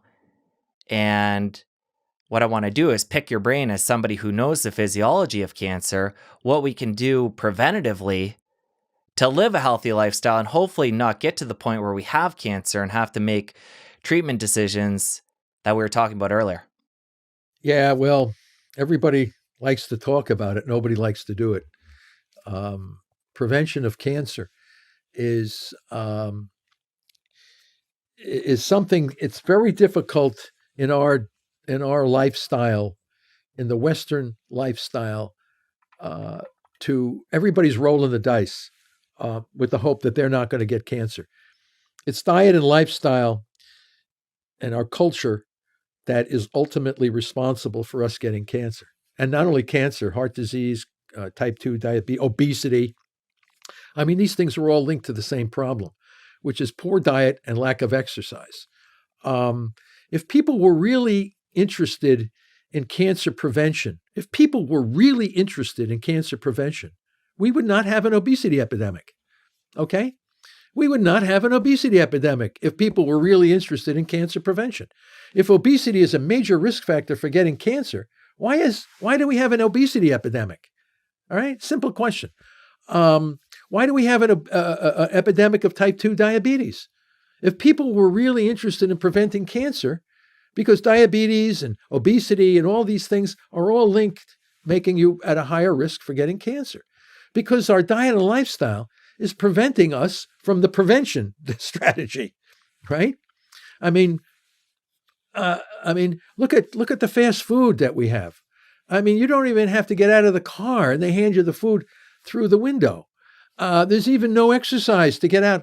Our ancestors had to work very, very hard to get food. In the Paleolithic period, we had to hunt down and kill animals and skin them and cook them. I mean, this took a lot of energy, right? And there's no carbohydrate in that stuff either. So our Aboriginal populations had no cancer. The great humanitarian physician Albert Schweitzer went into the jungles of Africa and said most people never had cancer. They didn't even know what it was. Eskimos, originally, when they were first looked at, didn't have cancer. They don't eat any. They're all eating, whales and blubber and kinds of stuff, and they never had cancer. Chimpanzees are our closest relatives in biological terms. Never been a documented case of breast cancer in a chimpanzee, and yet now breast cancer has replaced heart disease as the number one killer of American women. What the hell is going on here? So the chimp is living on a diet and lifestyle that he had when he first evolved as a species. We are not. We are far, far from how we evolved as a species. We are now in an environment rich with poorly nutritious foods, very little exercise. We're sitting in front of computers. We're sitting in cars. Okay, there's your risk. So how do you prevent this? Well, we're all not going to go back and live in a cave.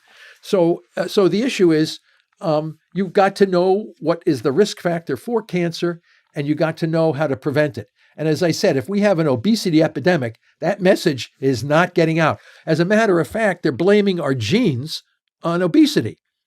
Our genes are doing exactly what they evolved to do: store energy, because we starve for most of our existence on this planet.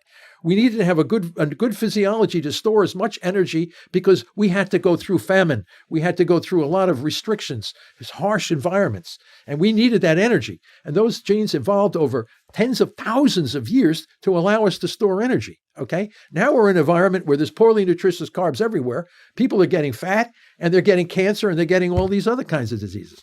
So if people were really interested in prevention, there would be no obesity epidemic. The fact that we have the epidemic means that nobody's interested in preventing. Not nobody. Many people in our society are not interested in prevention. Once you get cancer, what are you going to do for me? Not that difficult. Well, I think the big challenge is that to prevent cancer, you have to go against a lot of the ways that society is naturally going these days. And you have to do your own research and live an alternative, quote unquote, lifestyle to try and get back, like you said, to the Paleolithic times. And there's a lot against us, and it does take a lot of effort to figure it out, and a lot of conflicting information for people that do decide to get in and do the learning. So I do feel for people, and I hope having these conversations like I do help clarify for people, and I do what I can to help clarify, and for myself and for others, and I appreciate all you're doing in the world too. And this conversation was fantastic. We covered a lot, and I really appreciate all the work you're putting out into the world, and I wish you the best. Thank you. Thank you. And you have to realize that the research that we do here at Boston College is all dependent on private foundation and philanthropy. So, this is the more preclinical evidence that I get to support this, the more it goes into the clinics and the more we can help people like that. So people can always help us out by supporting some of the foundations and you can find those foundations in the publications I encourage everybody to read our papers. They're open access. So you don't have to go to a library. You can get them right online. Let them read the papers and see what they think. If people feel it's good, they can email me back and say, I got something better you might want to try in your preclinical system. Sometimes I do. And sometimes I get information like that too. Well, we're going to link up for how people can donate below, and we'll link up some of the papers. And again, thank you for coming on the show. All right, Jesse, thank you very much. Now that you're finished with Dr. Seyfried, you're going to want to head over here and catch my chat with Fred, where he shares his cancer success story. I'll see you over there. So I'm in front of the doctor and he tells me, okay, I have bad news. It's a cancer. The more I looked into it, the more I realized that there is a huge gap.